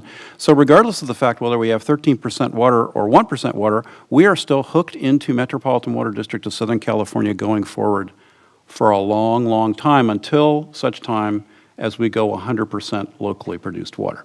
But be that as it may, we at least have the chance to talk about it. And I think the Vice Mayor was correct. I'd like at least just to, we get notified, I'd just like it to go on the calendar so we can talk about it. We may not be able to do a darn thing about it, Mr. Kildee, but I think we owe it to our residents to at least have a chance to talk about it and give them the chance to talk about it. I'm not trying to hide anything from our residents here. I'm merely just asking a question of what council can do about this. We could say we don't want to do it. I don't know that we would do that. We could. I mean, other jurisdictions are taking very different pathways to this. If you read the Camarillo resolution, it is far less specific than ours. It is far less prescriptive than ours. At least this is the one that they're considering tomorrow night. They're doing basically the same thing, and it's an alignment, but they're doing it differently than we're doing. And that's okay. We're more specific and we're more prescriptive, but I'd sure like the chance to talk about it. I don't have a problem talking about it. I think my question is what do we do after we talk about it? That's just merely my question. Now, if we don't do anything about it, we have a conversation, that's fine. May not go anywhere. Brought up, it's coming down from the state of California and Metropolitan, and what specifically can we do? And maybe we can't do anything about it, but I don't have a problem if the majority of the council wants to put it on consent, somebody wants to pull it and talk about it. We certainly should, go public with it, let our rate users know what's going on here with Metropolitan and the state. Absolutely, that's what we had to do. My purely question is what are we going to do about it? Maybe we won't do anything, but maybe we don't have to do anything other than it's just kind of an informational item. Or we Maybe can that's say what we it disagree and we're not going to do it. We may end up not ratifying something. I mean, I guess I've made it pretty clear, I don't have a lot of confidence in the state of California or in the Metropolitan Water District right now. So to just accept at face value whatever it is that they decide to impose. Oh, on this as a issue, it's local water probably well-founded that you have a lot of skepticism. We don't know how long this is going to last. We don't know really what's going to come down the pike and what form it'll take. At least having the opportunity to have it on the agenda, on the consent calendar, allowing us to pull it and discuss it, and whether we can do nothing, whether we can do something about it, do nothing about it, or we may have to abide by it, but we can, as Mr. Tremblay laid out, there's other avenues when it comes to, it's not diplomacy, it's more probably advocacy, that we can pursue. But at least from a Brown Act standpoint, we can discuss it, because otherwise, we can't discuss it if it's not on our agenda. Right. So at least it affords us that opportunity. Correct. So I would move that, and I'll move if it's appropriate to make a motion at this point. Yeah. I go ahead and Repeat move. the language? Oh, we need to read the title? I'm sorry. We need No. to read the title If first, you- but I'd like the language of the change. If you're going to make an amendment, You want, Well, I can reread it? Yes, I would like Mr. Pierrick to reread it, Okay. because I agreed with his language. All right, so the city manager, it goes at the end of section U, and it would read, the city manager shall submit any additional water conservation measures to the city council for ratification in its discretion at its first meeting after the notification. So is this at the end of section U, or is this replacing At the end section? of section U. Pardon? At the end of section U. So he has already put it into place, and then he's submitting it to us? Yes. I think that was different than what you said. No, I didn't want to replace you. I just wanted to add a sentence to you. Okay, and what had you said? I'm said hearing a basically the difference in these two. No, I said basically the same thing as Mr. Pierrick. I didn't word it as artfully as he did. But I said basically the same thing. Mr. Klotzel, you want to make a comment? Yeah, excuse me, I just wanted to mention that before the item is completed, that there is the opportunity for a city council member to volunteer to be on the Drought Task Force and to be included in that monthly meeting, if that's able to be accomplished with a volunteer for that. I think Mr. Tremblay might have volunteered himself already. I think I walked into that one. Thank you, I'll do it. Thank you. Do we, Okay, so here's my problem with this reading, before we get to the reading of the title. If it's a sentence added to the end of item U will read this way. And I'm understanding that's not the way you mean it. Additional water use restrictions are anticipated to be issued by the state of California, Metropolitan and/or CMWD. If future water restrictions require additional water conservation measures, the city manager is authorized to implement those requirements upon, and then it would say, if we're adding it to the end, it would say upon written notification to the city council, and then it will add, the city manager shall submit any additional water measures to the city council for ratification in its discretion at its first meeting. So then you have him implementing them. Okay, but when I asked that just a minute ago, the city attorney said no, he wouldn't implement them, it would come to us. So I'm still not understanding. All I did was draft a sentence that I heard was being expressed by Councilmember Tremblay.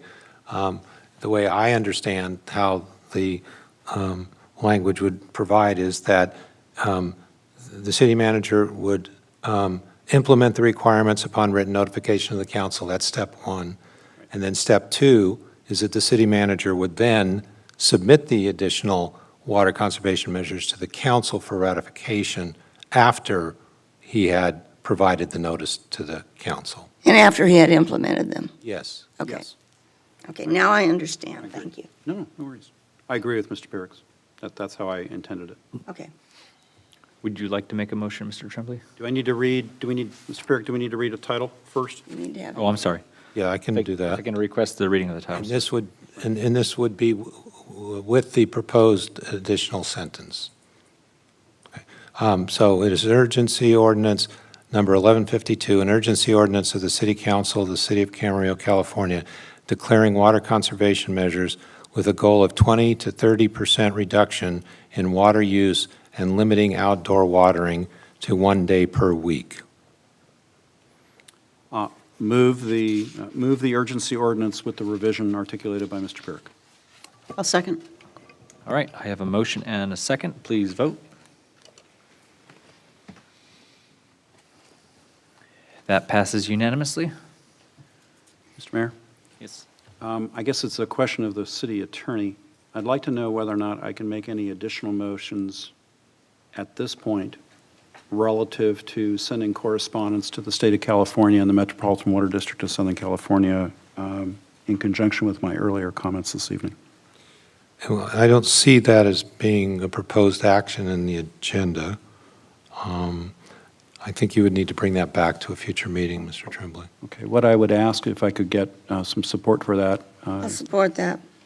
You got a second, you got a third, you got a fourth, you got a fifth. All right, I sense a pattern emerging. Okay, thank you. All right. That concludes our agenda items. We will still need to recess back into closed session as we have not finished our closed session items. Both the city council and the sanitary district both will be recessing into closed session. So we will adjourn later, but when we do, we will, I know no one will be here, but at that time when we do adjourn, we will adjourn in the memory of the lives lost in Texas and the children, families, and community that has been utterly devastated and disrupted and destroyed. And Mayor, I think we might want to add that it is not expected there's going to be any announcements after the closed session this evening. Thank you. All right, with that, we will recess back into closed session. Thank you, everyone.